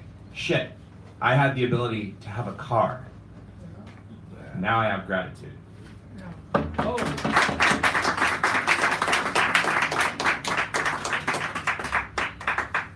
This year, I'm going to teach AP Gov. For those of you that don't remember high school, which is totally fine because I barely remember it, Gov is 12th graders, seniors. And not only am I teaching a brand new course I've never taught, I'm also doing what's called project-based learning, where the kids work together trying to understand material versus someone talking for 60 minutes. Because I know I don't want to do that. I'm trying to think of the best advice I can give to them along the way, because I know that In-N-Out's about learning through democracy and other parts. I want to give them some wisdom that'll last them a lifetime. Like, hey, it's important that you're literate so that when you go to sign that first apartment you're stoked about, being away from your parents, you know what it says. It's important that you know how to budget your money so that you don't end up all of a sudden in a hole you can't get out of. It's important that if you're going to go to college, loans do have to be paid back, and they are not something you can erase by just calling bankruptcy. I don't know what else I'm going to tell them. There's a lot. But I know I'm not also going to tell. Sorry. I know I'm not only going to tell. I know I'm going to learn from them. And I can't wait for them to teach me what I have yet to know. Thank you. Brett Benson. Thank you. Bill Mercer is up and Sharon is on the on deck assignment there. Let me get the thing going. Come on. Thank you. There you go. Well, Dan and I will do something together here. Uh-oh. We've been working long and hard on a postmodern piece of music, or maybe it's post-pre-modern, or maybe it's post-postmodern, or maybe I think it's post pre-cubistic. Premenopausal. Expialidocious. You got it. Yeah, I got it. It's tentatively titled Foghorns with Bird Songs. Thank you.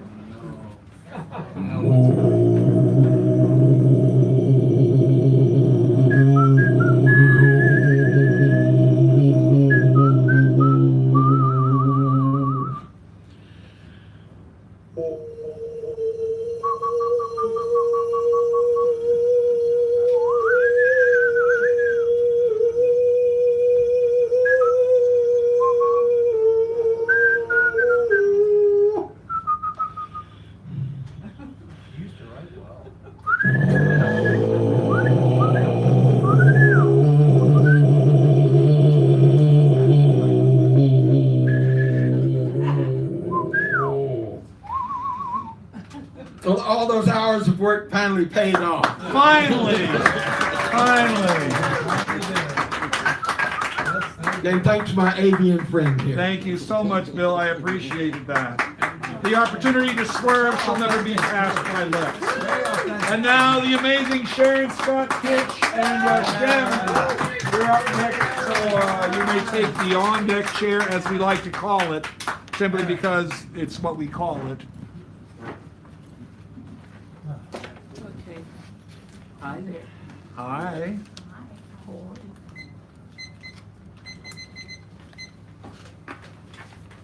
This is, I just want to read just a little thing here. This is from Marian Anderson. Sometimes prejudice is like a hair across your cheek. You can't see it, you can't find it with your fingers, but you keep brushing at it because it is irritating.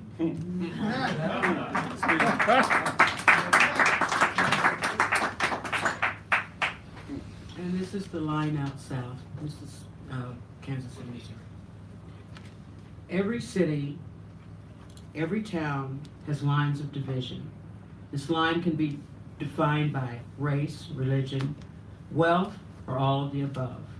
Large older cities have these lines drawn heavily. Some areas it just happened, and others it is deliberate.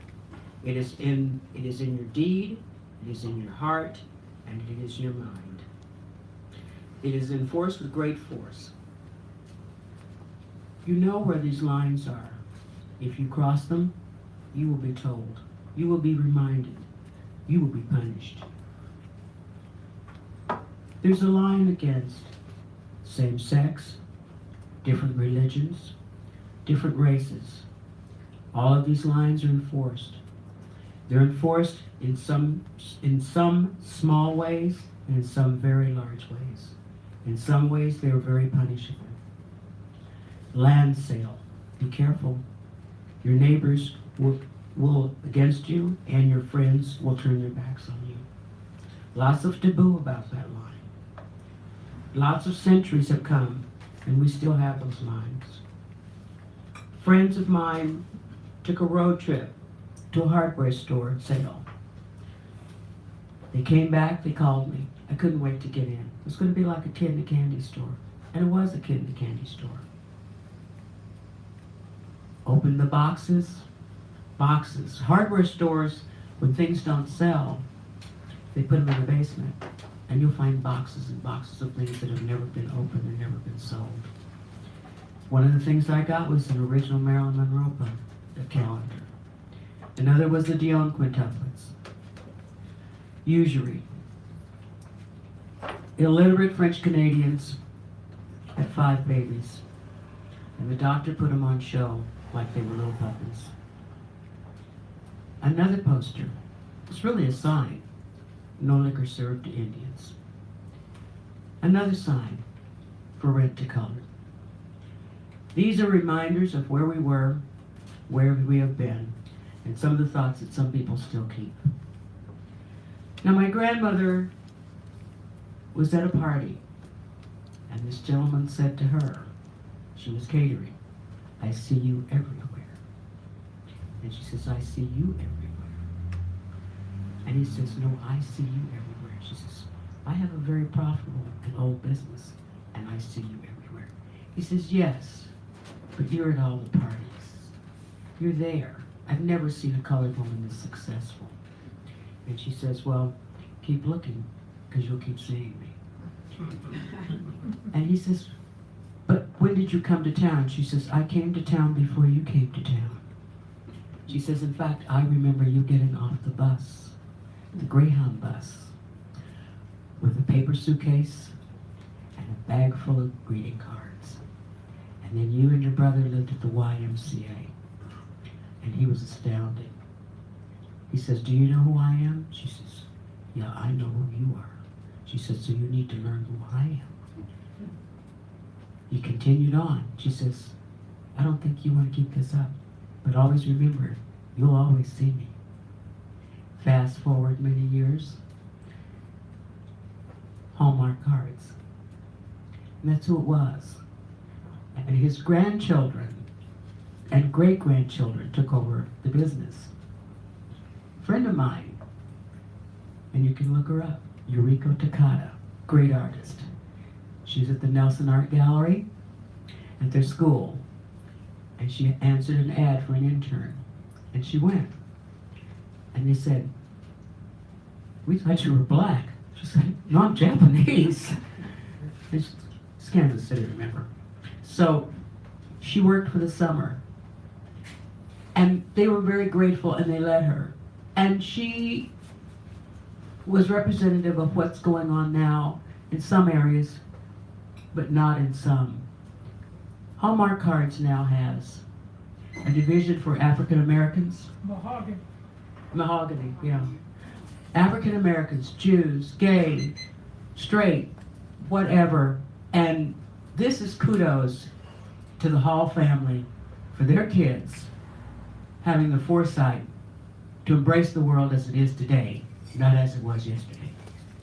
There's that kid. And now, ladies and gentlemen, our mini feature for the evening, Shem. And then after him, we have Edward like you. Is Ed still here? Huh? Yeah, but I'm not going to read. Oh, all right. Well, Ed, I hope you change your mind. Ed! Ed! Okay. Let this guy start. Okay, I wrote this afternoon because of the theme. Dividers great and small and their various diversions. Here it goes. Dividers, useful for categorizing and cataloging. Rulers, no pun intended, and despots definitely need good filing systems. If you can break a thing apart and file for a patent on its constituent ingredients and rebrand its newly minted existence and trademark your branding, branding, an interesting word, then it's yours to do with as you will. All of Gaul is divided into 3 parts, declared conquering Julius in a moment of strategic imperial brilliance. Later, these same Gauls, having been suchly divided, conquered, and acculturated, grabbed their swords and shields, hawked their homelands to priests in a newfangled document called a deed of trust, and in the name of the Christian God, stole land back for the Holy Cross of the Roman Catholic Church. Crusades, cruceros, crossroads, divisaderos, dividing lines between east and west, north and south, him and her, us and them, one and another. The Romans and the Palestinians, the Europeans and the rest of the world, heaven, hell, and back again.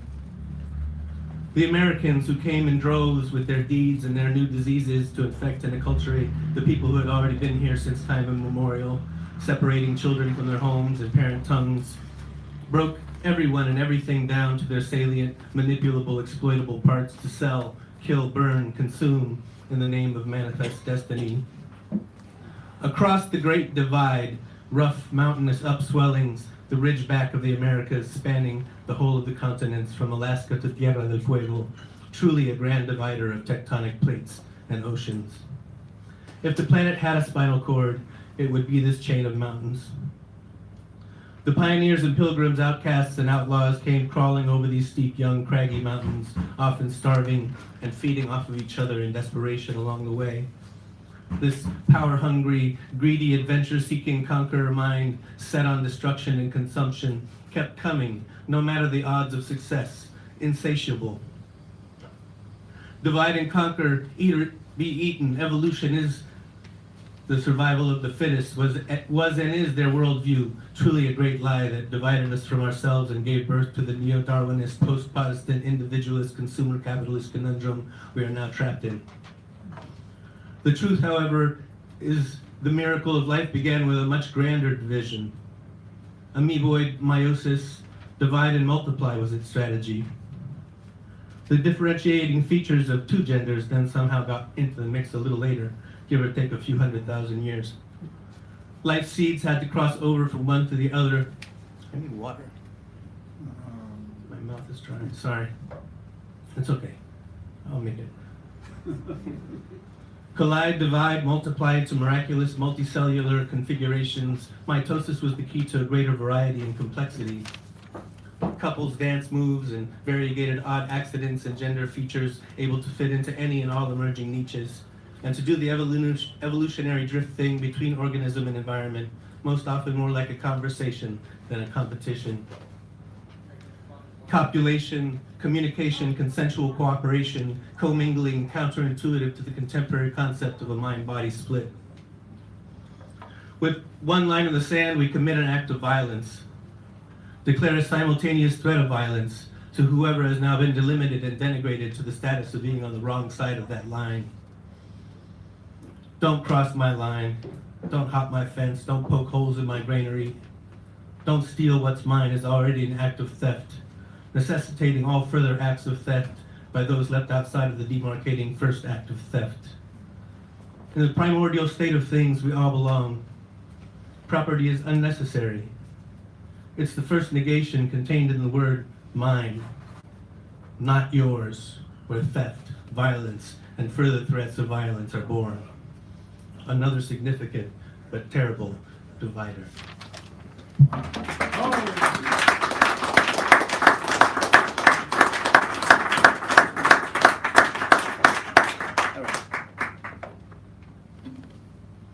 gotta sit for something. No? Alright. Alright, this is something I wrote last weekend.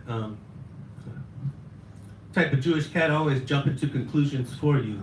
Hyperspastic, Badinsky, Arnold, Horshack, type of cat. Man, his hand must be tired from constantly holding it up in the air, finishing your sentences, clarifying your thoughts for you. I get under your skin type of clever that don't seem to care whether services have been solicited or not. Can't hold back, just flirty blurts it out like he thinks his knee-jerk brain reaction to being within earshot of any conversation is kind of cute. Don't just jump in like that, even if you do know what I'm about to say, but maybe I don't even know yet. You just lock me into your overzealous intuitive leaps about what my next thought ought to be. Even if you did have your finger on the pulse of what my is, you're still gonna have to put that shit on pause and just let me handle my business, Speedy Gonzalez-Berg. This is not a race, even if Mike could be about it. Seeing as you one of those murky in-between type of cats, pale skin but got those sleepy eyes and swarthy highlights, always strategically sitting on the edge of the fence post in between 4 different backyards. Always got to be coming with the smart remarks and the quick comebacks. Always got that look in your stance like you're ready to pack up and leave at a moment's notice. But at the same time, throwing those eye darts like you got at least 3 different arguments concerning the exceptional nature of your circumstances and why you should be given at least 2 more chances. Just let me chew my cud a while and muddle my way through this at my own pace. Give me some space to place my meanderings in context. You got me so contorted, convoluted, and consternated, I might just have to get off the pot and drink a little water. Thank you. Flois interruptus got my mind so constipated the con done caved in. Type of shit get a convex for real. Deal me another hand. Pour me another drink, bum me another cigarette. I need some time to contemplate the state of race relations and the nature of regret. Not so much about everything I touched that went wrong, more like everything I dreamed about, wished I could have done but didn't get to, before they put me back in the clink for just rehearsing on being a free person, percolating on the current situation. Send my condolences to the contortionist trying to Houdini his way out of a straitjacket assignment. And you got another joint you can case slick? And I put him in his place, adjacent to the next man's servitude to ruminate on the taste of his own hubris, a loose-lipped Judas, able to slow walk with a cane and spin a fable fast, embellishing on the funk, Talmudic-like, scholarly in his erudition. But your average run-of-the-mill Zophar can only go so far, blow so hard with a 2-bit shofar and a shark skin suit with secret pockets in the lining to hide the loot, and the mushroom clouded his face again. Right. Trigger happy, and that's the name of the horse he rode in on and keeps falling off. Yeah. Woo! That's Sam, our mini for the teacher. Oh, yeah, take, and there's How much value? Yeah. Maybe I better get some of that All right. So Edward, you wanna or no? No, I'm not gonna read. All right. Oh, yeah. Well, you know, we'll get on this case in a minute. All right. This brings us to Tommy Abacola Mecca, and then Sally Love Saunders is on the chair. Or the warmth, whatever we, you know. Give him come on, you call that a round of applause? Well, he is already. This guy's from, you're Philly, right? Yeah. He's from Philly already. He's in a hamburger. Come on already. This program contains scenes of animal reproduction procedures. Viewer discretion is advised. Warning at the beginning of the nature program. No advisory about the horror I would experience, the disgust, the shame I would feel at the extinction of species, the destruction of habitats, the needless slaughter of animals, their flesh served fried, baked, or sautéed, their heads hung on the walls of dens, their furs and horns made into clothing and jewelry for the hairless apes. The lungs of the planet hacked into pieces for fast food chains that don't even pay workers enough to live on.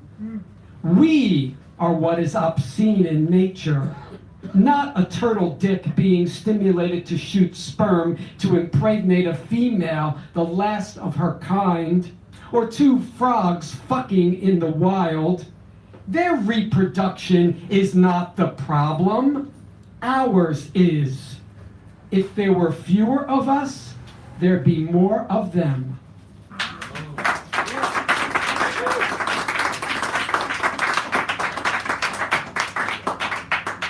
I was lied to, plain and simple, over and over again. Told things they made up, they couldn't prove, things that made no sense. It was for my own good and the good of the country. Some God had decreed it. National security demanded it. My own safety and that of my family depended on it. It didn't matter that I knew there was no Santa Claus, no God. The U.S. was not always right. War was wrong. There was only one race. I was not heterosexual. My gender was fluid. They continued to insist that I believe in everything they said, repeat it exactly as they said it, make others believe it too. When I wouldn't, they condemned me, shunned me, accused me of being a communist, a pervert, a traitor, persecuted me because they and their God love me.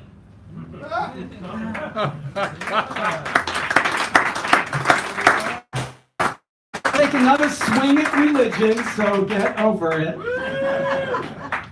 This church is a graveyard, alive with the sounds of tears and the screams of those who won't be silenced. Their blood dissolved in the holy water, their breath creeping in through ancient cracks in the stained glass windows, their souls flying over the altar when the priest holds up the host. Shame, they whisper over and over. It's the wind rattling at the front door that blows out the small, fat votive candles in the red glass the old women light in their black dresses and veils. When the preacher speaks, his tongue is forked like a snake's. Expect no truth. His eyes the color of an abyss. If you gaze into them, you're going to fall. There are bones scattered everywhere. The faithful tread on them, making crunching sounds they can't hear.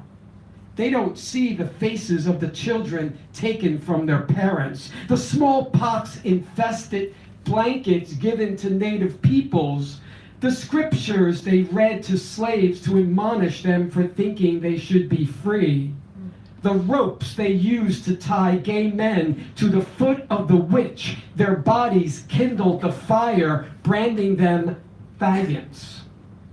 They call this a church. I call it forever tainted by its past. Thank you. Sally's coming up, and then Dee Allen. Dee Allen, if you can take the on-deck chair, please. Sally loves Saunders. Give her a nice round. Thank you, Tommy. All right. Brady did a great job. Just to give you a heads up, we have Jonathan Merritt, then Rick, then Antoinette, then Natalie, then Britt, then Rob, Kenara, Hal, Clara, and then we have another Natalie, and it looks like it might be I can't read the last initial C. Oh, I have Natalie Z, and then there's, I can't read your name here. Oh, Christine. Oh, I thought it was, but I didn't want to guess. Okay, sorry about that. Just want to make sure I call somebody by their right name. Don't want to do the wrong name because then people get embarrassed, as do I.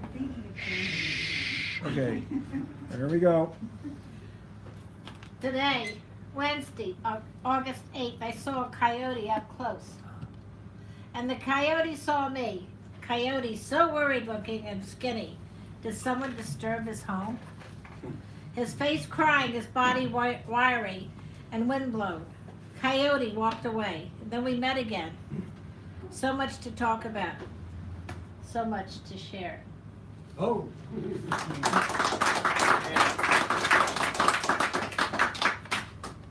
I feel a pond coming on, like the ocean curling into itself, preparing to lunge and splash, covering all rocks nearby.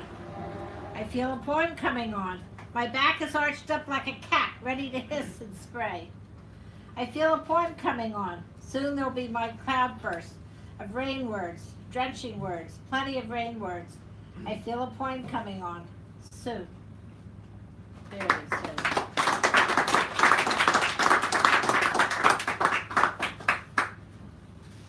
To be with stillness, to not be afraid to be very still and quiet. I remember being very still on the living room floor, and then, only then, puppies would come and play. And so here I am on the 36th floor. There are no puppies allowed, but there's quiet and music and stillness.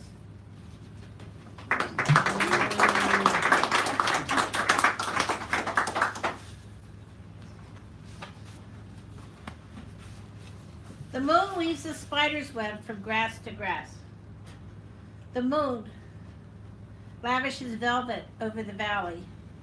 The moon on the ocean rolls like oil on water. One can say a word and it is gone, but a word on mist can cling and haunt the area like the moon.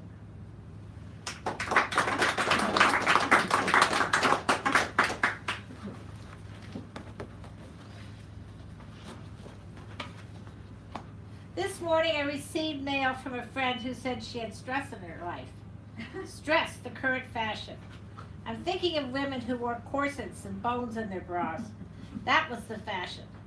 I remember having to sleep far down on pillow because of metal hair rollers in my hair, because curly hair was the fashion. So, today, stress and uncertainty, the fashion.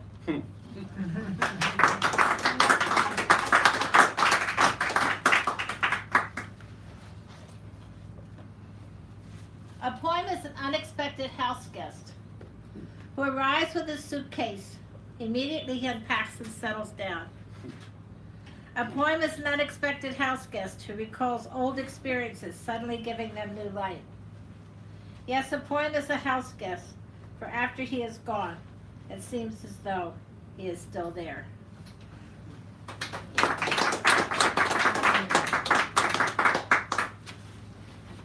How am I doing on time? Maybe just one more, so that'd be good. Mommy. Mommy, I am you when you were me now. Then I was young and you were old. Now I am old like you used to be. I am you, like you were when you were me now. Thank you. Thank you, Rick. Thank you. Sally Love Saunders, who does poetry events, and ask her about those if you have time. And now, give a nice round of applause for Dee Allen. He hasn't been here in a while. Now you got Jonathan, Merritt, Rick, Antoinette, Natalie, Britt, Moore. Come on, people. I don't hear it out there. Dee Allen, for crying out loud.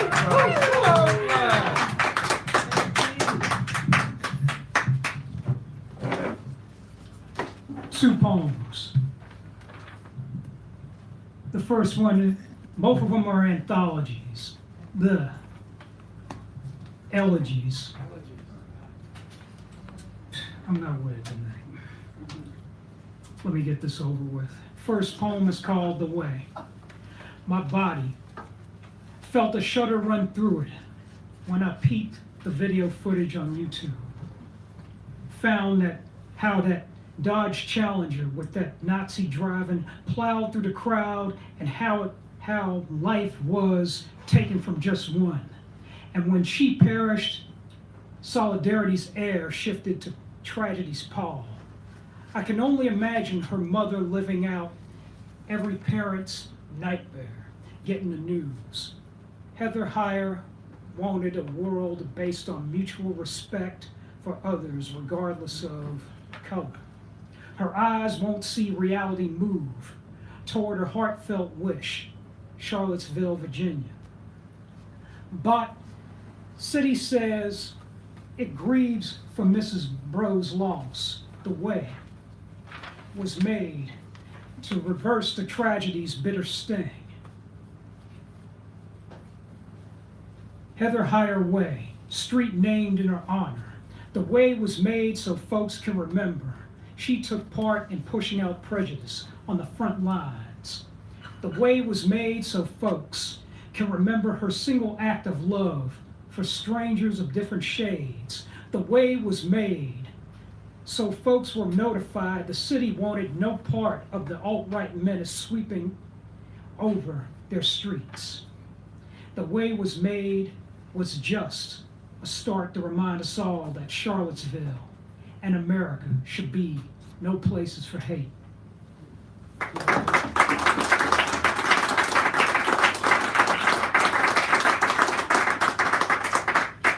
That was called The Way, in memory of Heather Heyer, 1985 to 2017.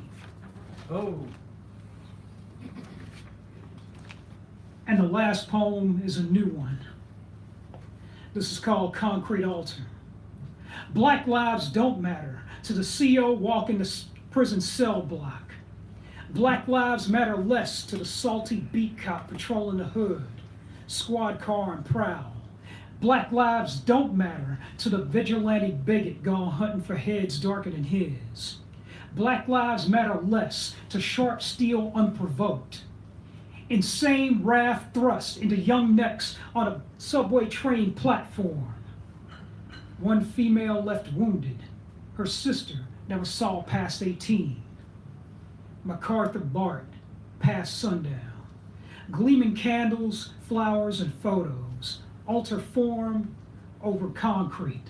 People, victims' family gathered among blaring hip-hop tracks and wall projections of little, light-skinned Nia in happier times. The look of another adolescent in love with life. Demanded a justice for her none of them knew. Protect your necks, protect each other, little sisters and brothers. Yeah. Dee Allen.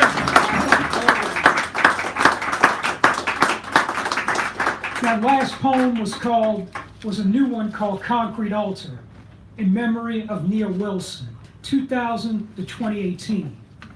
Wow. And usually when I do a poem for someone who is no longer with us, I usually punctuate the dedication with the words, "Rest in peace." But in the case of Nia Wilson, I want all y'all to say her name. So she will always be remembered. To the people in Oakland and beyond. Say her name. Nia Wilson. Say her name. Nia Wilson. Say her name. Nia Wilson. Say her name. Nia Wilson. From Sacred Grounds Cafe to the hereafter, to all the ancestors you've just joined, we say, sleep well, little Nia. Sleep well. Ashe. Ashe. All right. The next presenter, Jonathan, is absolutely new here. This is his first time, and that means we, of course, give him a celebratory hoot, holler, yelling, screaming, pounding, noise, and stuff like that. Give him a round, please. This is Jonathan. Welcome him. Come on,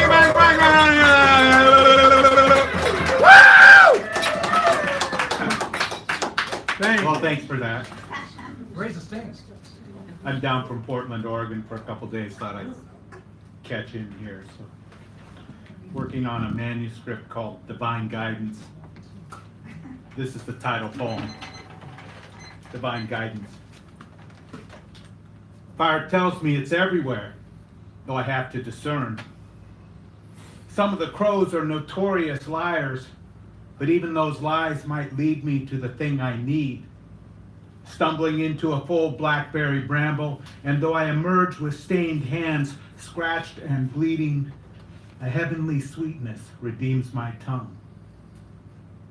The wind has so much to say, though I often misinterpret. He says, go that way, and I go wrong. But even then, there's something to find. Like the raccoon skull half buried beneath the unkempt laurel. I still don't know what that means. I like to listen to the river, but sometimes I can't tell if the song I hear is her song or my own, or maybe both. Still, I bellow through the minor key, loud enough to silence the bird, though the river never drowns. It's only when I'm out of my mind, after the long hike, fasting, my mouth stuck with thirst, that the verses of the mountain make sense. He doesn't speak in words, but with image and tone, he makes something arise in me, something about being and belonging, purpose and path, something I can't speak, something about sacrifice, something about receiving.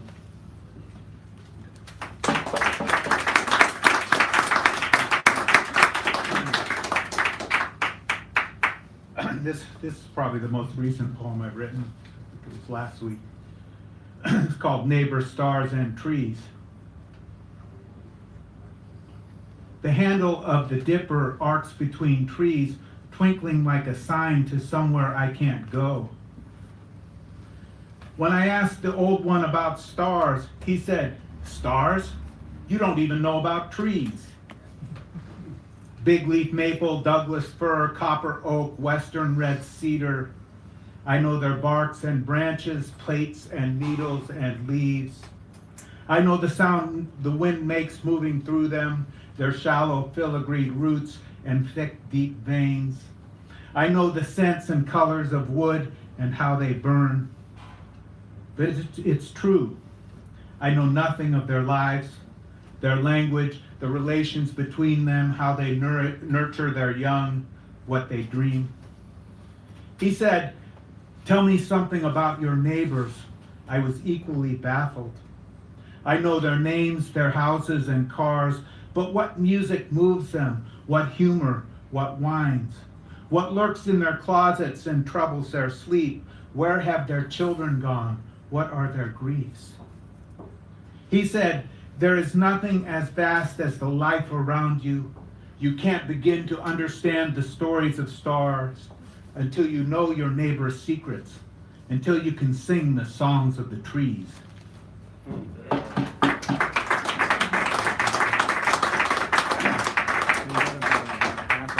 Okay, I have one more. It's called Prayer for a Cold Time. Looks like war the way everyone's hunkered down. Real bullets flying through the schoolyards and streets, and bombs, so many bombs falling, bursting from cars. Everyone is angry, Everyone's afraid. Name one safe place and you'll see it on TV. Churches on fire, the rubble of mosques.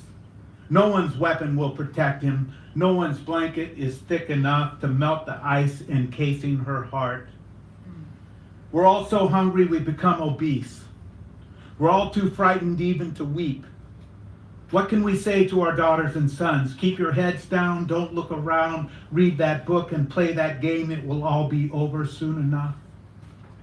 Enough!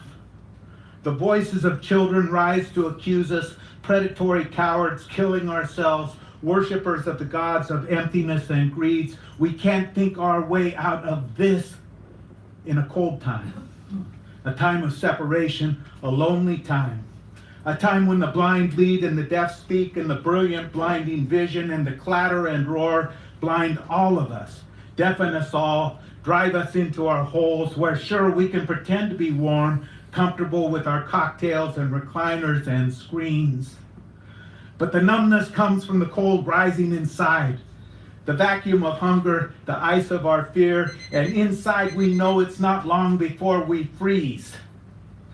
Listen, I don't know any way out of this except to go outside, gather kindling, and strike. Sure, it's frightening out there and cold and dark, but not so cold and dark as the life we lead. Not once I've blown the spark into flame and the smoke wreaths around me. I start with the sticks of my loneliness, place the split wood of my fears. I put my logs of anger on the fire, the big shattered stump of my grief. My gods, let my hunger feed the fire until it blazes. Let the dancing light reveal my unknown shadow. Let the delirious heat thaw my frozen heart. Let the fire transform me into something human. Let it burn like a beacon that leads the people into the living night. Jonathan, thank you. Welcome.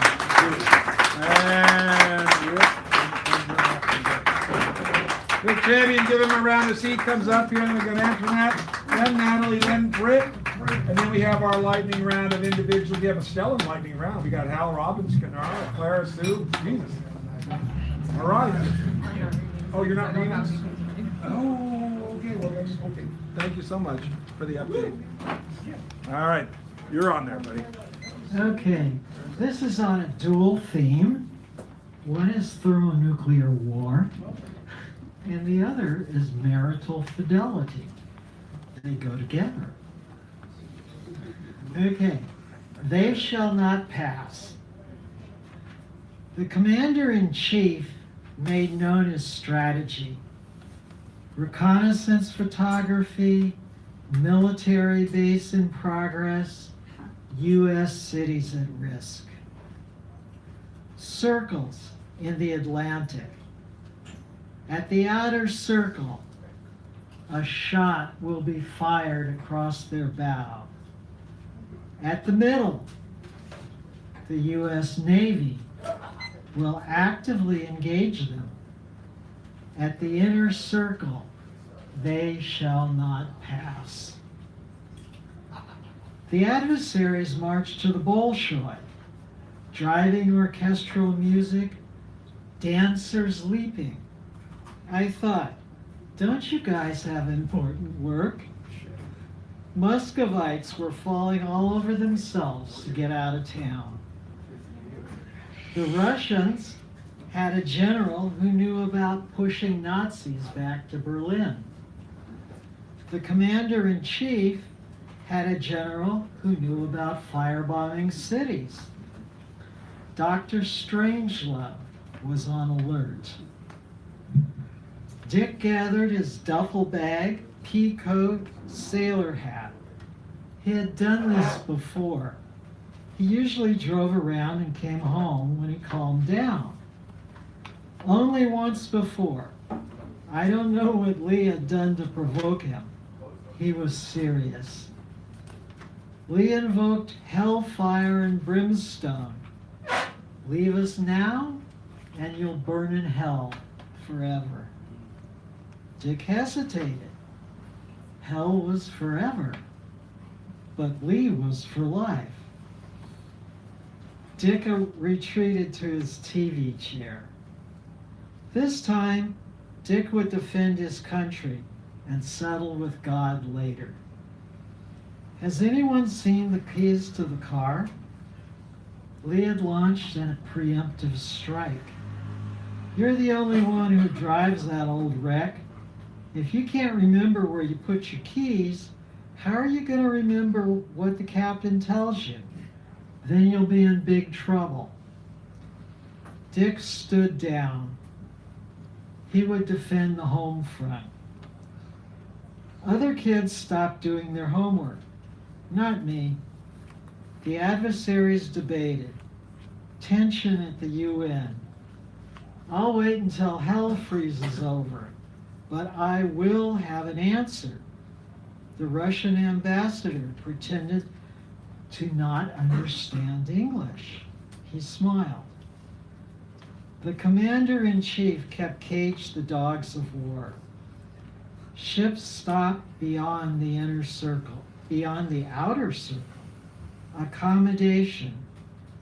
The adversaries could buy as much sugar as they wanted, but they would have to call back their armed force. The commander-in-chief would leash the dogs, even some that were toothless.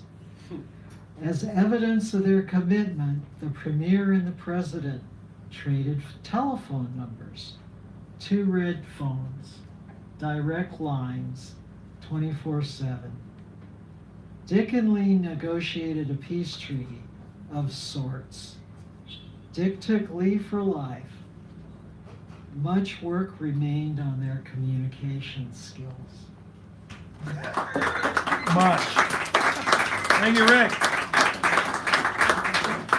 Okay, we're gonna have Antoinette Payne and Britt Peter is gonna be the next person, and then we have our lightning round with several people and a couple of newbies. So, hot time in the old town tonight, I tell you. I can tell you. Allow me to. I think I have it. There we go. Hi, everybody. Hello. Hey. Thank you.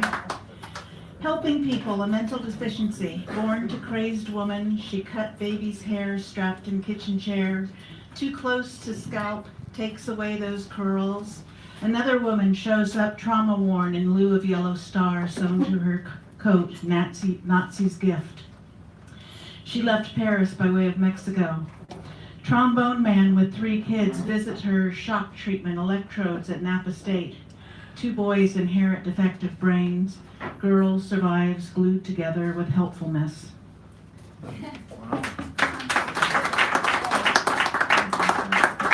And this one's called A Day in the Life of. Some relationships withstand time, all we have. Before cognizance comes home to nurture humanity, choose heaven. People want passion, mysticism, spirituality, radio waves of the heart, unseen effects, root trees deep into linoleum floors in airport waiting rooms, asleep on sunlit patios, rap synthesizes traffic sounds, children's voices sing summer's end. Don't say words, love ventures within, bargains for a better time aboard USS Breakdown. America's underbelly, exposed racism, clinging to white's right, clenched firm in fear. Those who answer poetry's call dig deeper than bottom, then swing back with immense inquisition, like serpent's tail slapping down ocean's floor. Death smiles down on those left behind without concern for prevailing honors. Defenses justify attack of true love, where we give and receive all there is. Thank you. Now he is our clincher, closer, super duper bulldozer, but we do have a lightning round to follow, so please attend wisely, if you know what I mean. Not wise acrely, but wisely. All right. All right. 8-4. This morning, calm, clear of the fog, the entire bay a quiet pond. Milstein plays Bach. Cable telling trumps America.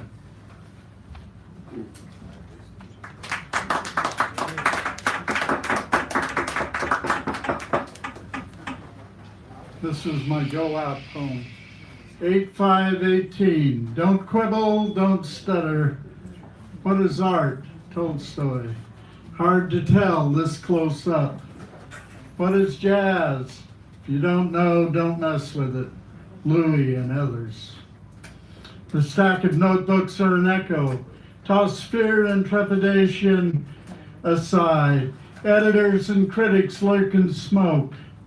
As the hipster maniac was wont to say, straight ahead and strive for tone. Rumble in the street, pie in the face of Max Sennett's Keystone Cop. The fiddle is tuned, the chart will occur. Henry Red Allen laid this out. Let her rip. Womp, womp. Yeah, let her rip. All right, so in the lightning round, we have Rob, Canara, Hal, Clara, Natalie, and Christine, or Christina? You can do Christina. Christina. I'm going to do Christina. I don't want to do it wrong. I have to do it right. I'm obsessive compulsive. About being obsessive compulsive. Give Rob a round of applause. He needs that. You know, after a long day, whatever he does. All right. If anybody has an old bike they'd like to sell, talk to me. I got a song for you, and I need your help. You have one line. When I point to you, you shout out, and they lived happily ever after. I know you'll remember it. Are you going to have us practice? No, no practice. I trust this crowd. Oh, my God.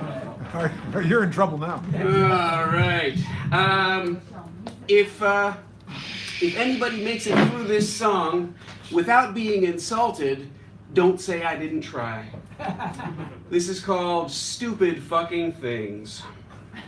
I feel insulted.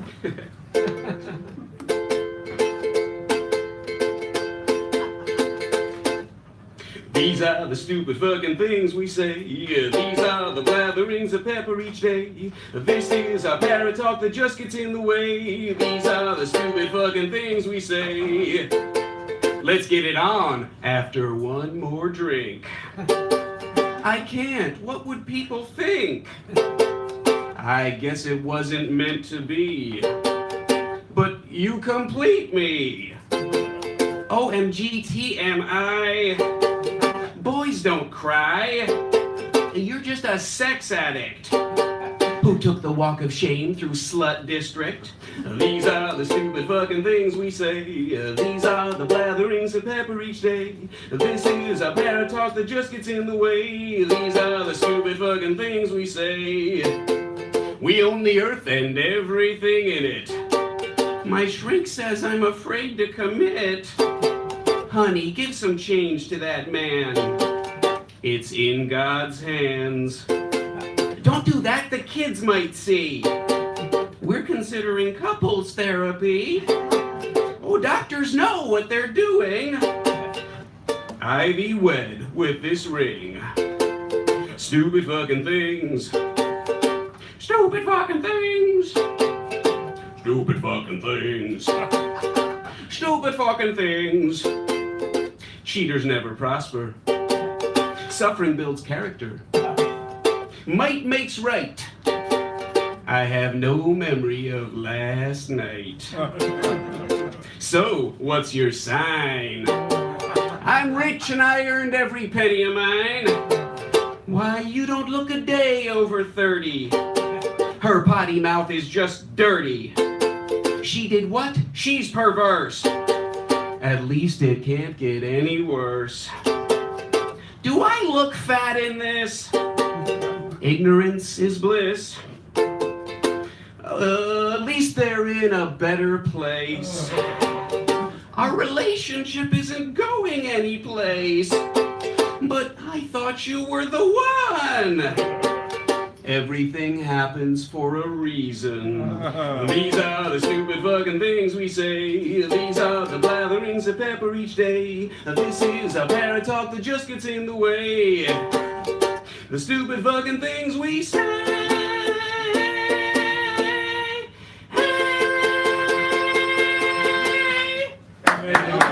Nobody ever after. Woo! I was Yeah, waiting for that. thank you. Thank you, Rob. All right.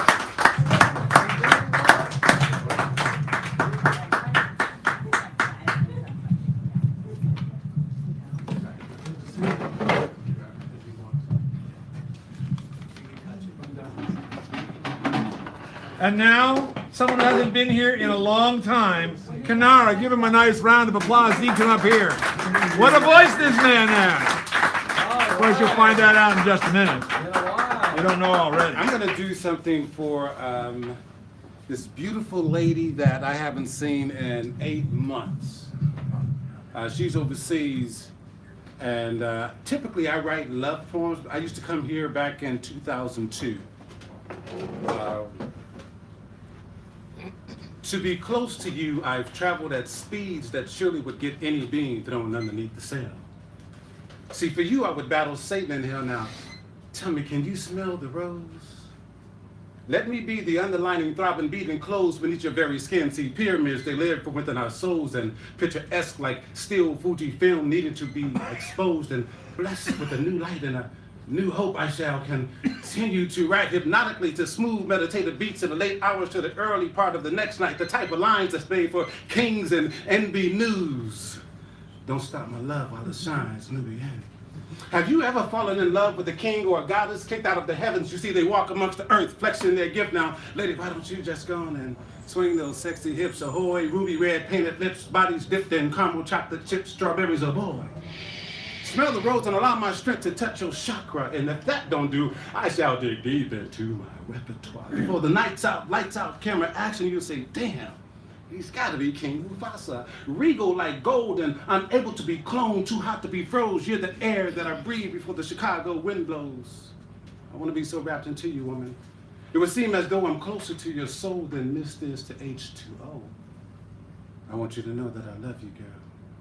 I miss you, woman. You are the one. Thank you.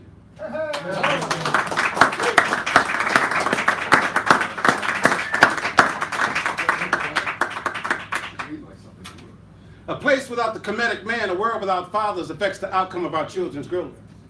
You see, we're needed not in prisons, but instead in our homes, in our schools, in our communities. It is up to us. We must positively show them and teach the children not to be foolish, equip them. See, our women can't do it all.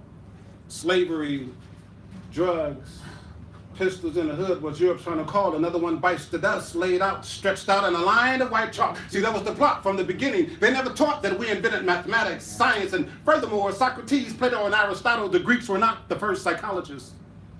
It's a farce created by a group of lionologists, but we're gifted. Yet we were stolen and sold from Sudan to Egypt, worked from sun up to sundown, from can't see in the morning to can't see at night, broken backs just to see the tribe fall. Prisons equals plantations.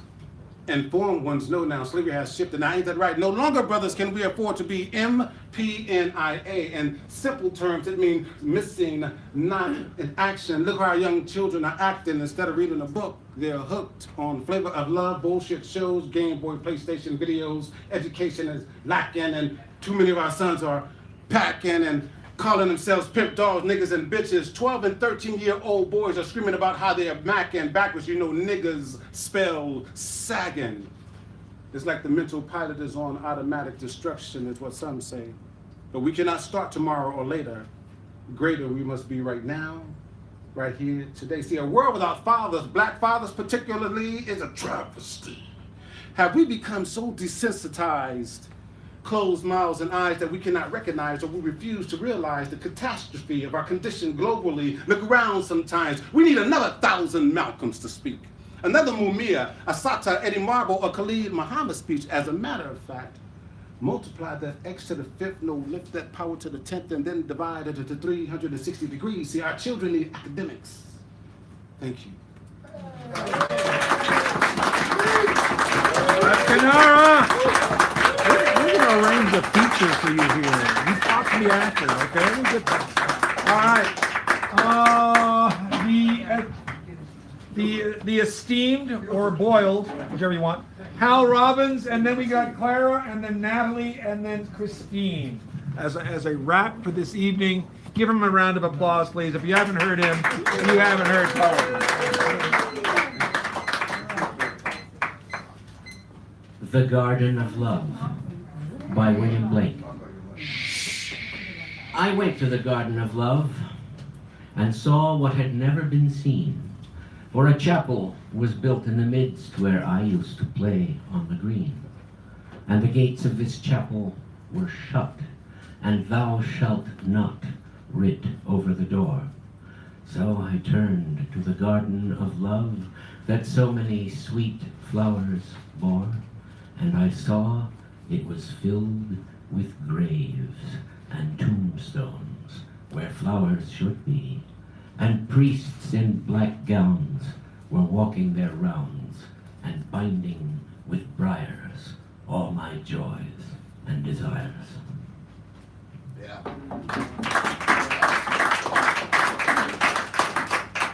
This is by Ruth Stone. It's called Juveniles. The dragons, the scale-tailed dragons, have gone away, and the sea serpents no longer play. Now, in the pages we turn, is the engine that could, the real little stove that will burn. Is there no moral wrath to prick up the child? In this land, function beguiles, and says, now we are all quite good, the wild is tamed.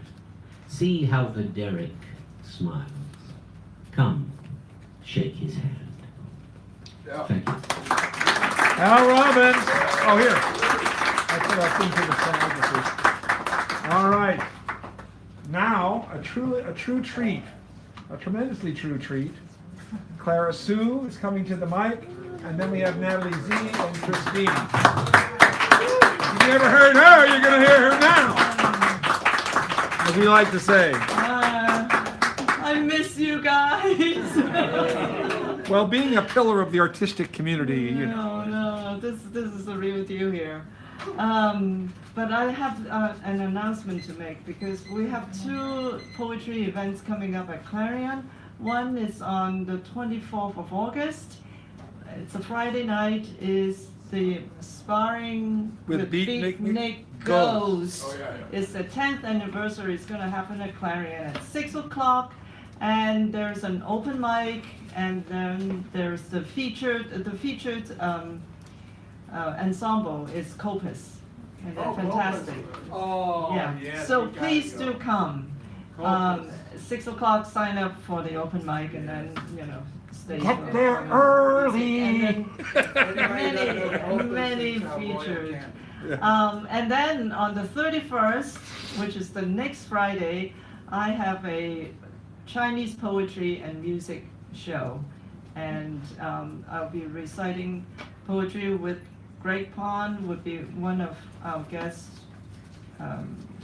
performers, and then there will be Nellie Wong. Oh, yeah. Nellie Wong will be doing something, reading her poems in the Toisan dialect, which is very, very touching. So I hope you can come to that one too.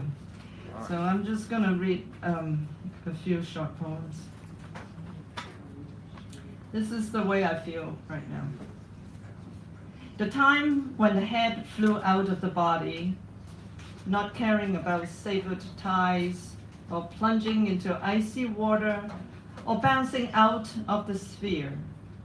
The time when no one was able to catch it, or even got a glimpse of its properties. Everyone dismissed it as a flying saucer. Everyone had a head on the body, everyone except one body without a head. Doing.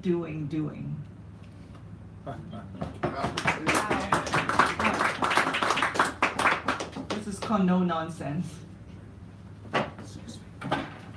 Hassa, shouts the splendiferous queen, watching her offspring emerge, swamping the surface, sucking nutrients, growing big, becoming vicious, killing each other for her attention.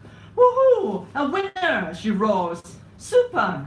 And bites off his head. Oh.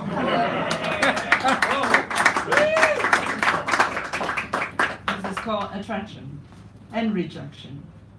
Oh. 12 reasons for rejection.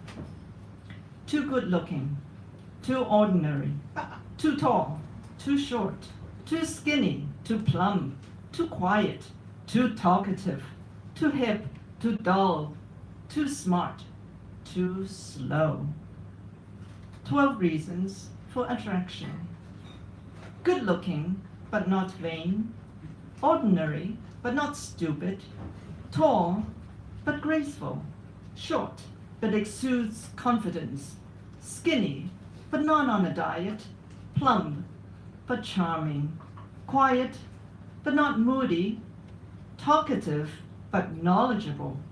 Hip, but not a spender. Dull, but kind-hearted. Smart, but not showy. Slow, but perseveres. Okay, thank you, Clara Sue. Go to those events, at least one of them. I'm going to go to that sparring one, at least, I know that. I think that's my plan anyway. And now we have a new person, Natalie Z. Give her a big round of applause as she comes up here. We haven't heard a new person, so come on, let's go.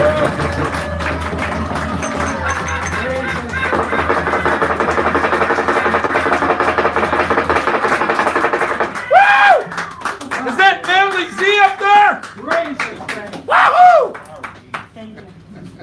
Just get really close to the mic and take care of everything. Okay. I wrote those poems a while ago, but they still feel true. There are poems that I wrote in the past, and I don't feel the emotional connection with them anymore. I still love them, but they're in the past. But these two, I still like them. So I'm going to share them tonight.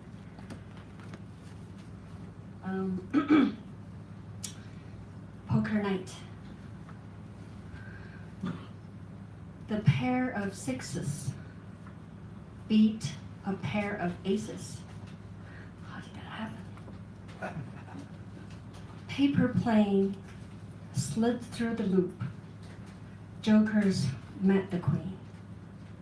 Reality woke up, saw itself in the mirror of the dreams. Everyone played, yet no one lost in this elusive poker game that we call life.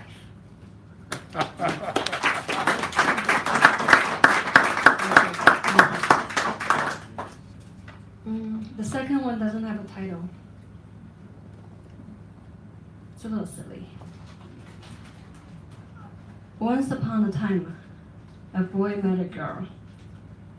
Instantly, they understood each other because they met before. He said to her, "Come, live in my garden like the tree." She said, "But I'm only here for a season like your dream." Then they remembered they were just the two raindrops from the same cloud, come here to reflect each other in the crowd. The end. Easy. Thank you. Come back. Come back. And now, Christine, will you kindly come forward? This is another new person, ladies and gentlemen. Come on, let's go, Christine.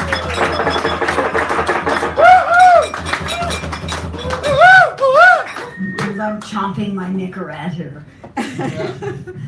Nicorettes? Yeah, I really want to smoke, but. All right.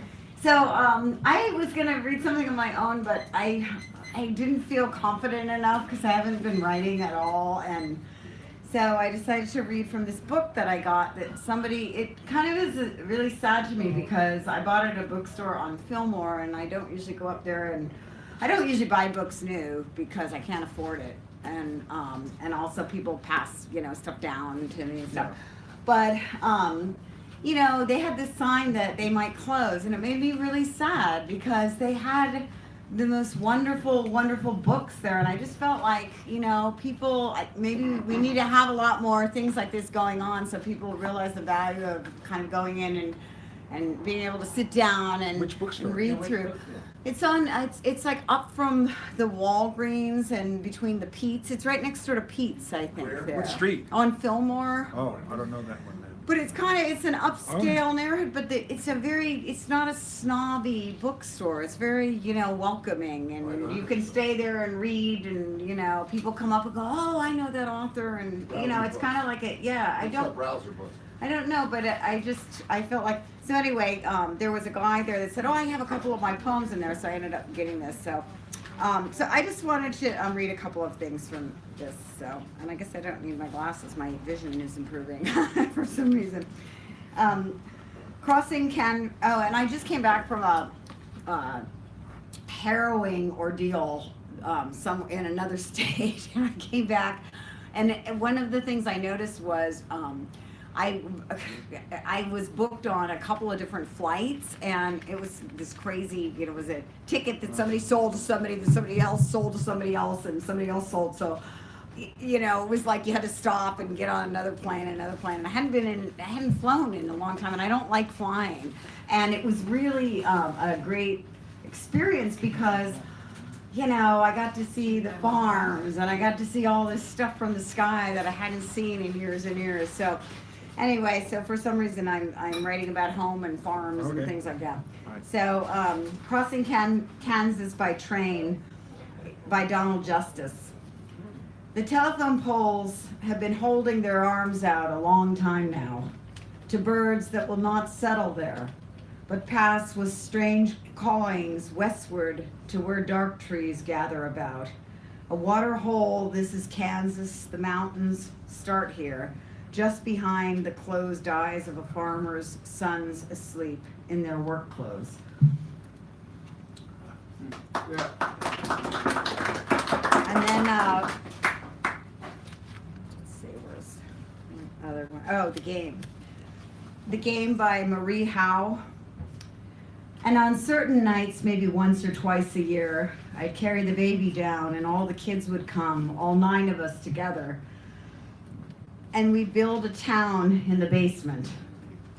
From boxes and blankets and overturned chairs, and some lived under the pool table, or in the bathroom or the boiler room, or in the toy cupboard under the stairs.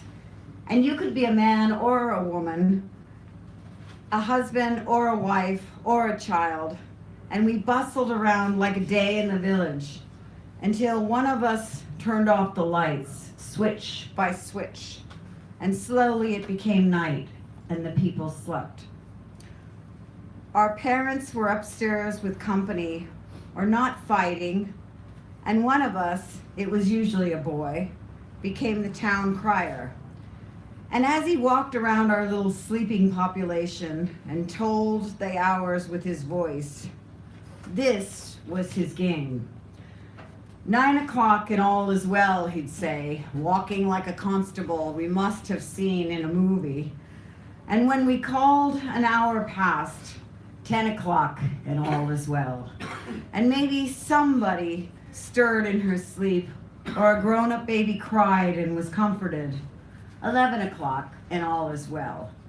12 o'clock, 1 o'clock, 2 o'clock. And it went on like that throughout the night we made up, until we could pretend it was at last morning. Yeah. Okay, we have to. And this, I don't know this writer, Jane, well, actually I've heard Jane Kenyon, but it's called At the Town Dump. And I realized when I came back how much I don't know about recycling things and where things come from, and when you go back east and you see that everything is, you know, recycled and the factories and stuff, it's a different, you know, it gives you a different view on things for sure. So it's called At the Town Dump, Jane Kenyon. Sometimes I nod to my neighbor as he flings lath and plaster or cleared brush on the swelling pile. Talk is impossible. The dozer shudders towards us, flattening everything in its path. Last March, I got stuck in that mud. Archie Portugay was there, thin from the cancer that would kill him, with his yellow pickup, its size akimbo from many loads. Archie pushed as I rocked the car. The clutch smelled hot. Then with finesse, he jumped on the fender. Saved. I saw his small body in that rearview mirror get smaller as he waved goodbye. A boy pokes with a stick at a burnt-out sofa cushion. He brings the insides out with clear delight. Neat where I stand, the toe of a boot protrudes from the sand. Today, I bought the bug-riddled remains of my garden. A single ripe tomato, last fruit, immaculate. Evaded harvest and dangles yet from a vine. I offer it to oblivion with the rest of what was mine. Yeah. Thank you so much. All right. I'm just going to reintroduce the door prizes. We're about to go through those. A calendar 2019 with a nice wildlife magazine on the inside. Debussy's La Mer. San Francisco Peace and Hope, Light and Sky, a great anthology. A nearly 100-year-old book, and these are plays by, I can't remember the guy's name. Eugene O'Neill. Star Woman. These are magazines, small press magazines from the early 1970s. The Aztecs, Salt and Pepper Shakers, I'm telling you. And then D.H. Lawrence, Women in Love. And then this was just put here, Creative Cats coloring book. And I think most of them are blank, so that's good. All right, now if you signed in, you put your name next to a number. You notice these cards have numbers on them. I'm handing them to my co-host here. Give her a round of applause briefly. And you should cut them here. Yeah, just cut them once, and then we'll go through them and take care of things like that. All right, and then of course there's the theme, co-pilot, last word, keynote, and those other things. All right, way over here. Benny, my dear, thank you so much. Who is 19? 19 is Tommy Avicola-Mega, you are the first winner of this wonderful evening. Please come forward. Mini feature. Oh, the mini feature! Woohoo! Thank you so much. We got that.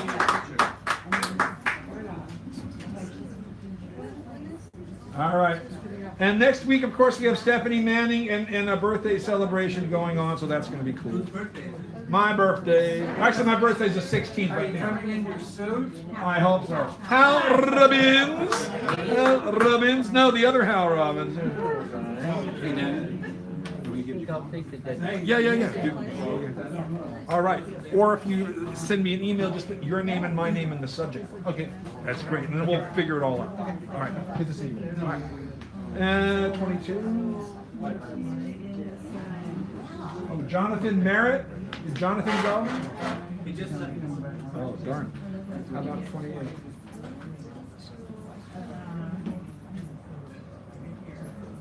Oh, Kanara. You're one.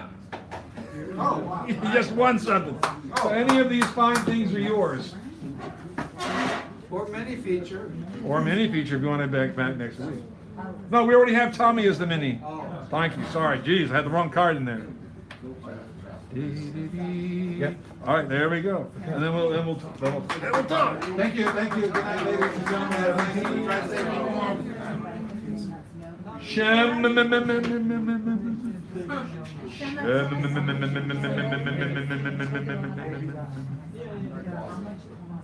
He's considering things. You could, take this yes. Last word. Oh boy, we got our last word in there. Thank you. Cheminsky's, thank you. And then 3. Buford. All right. What is it? Take a prize, any prize to surprise your eyes. Act wise till you realize. That's good. 32. That's Caroline. Caroline.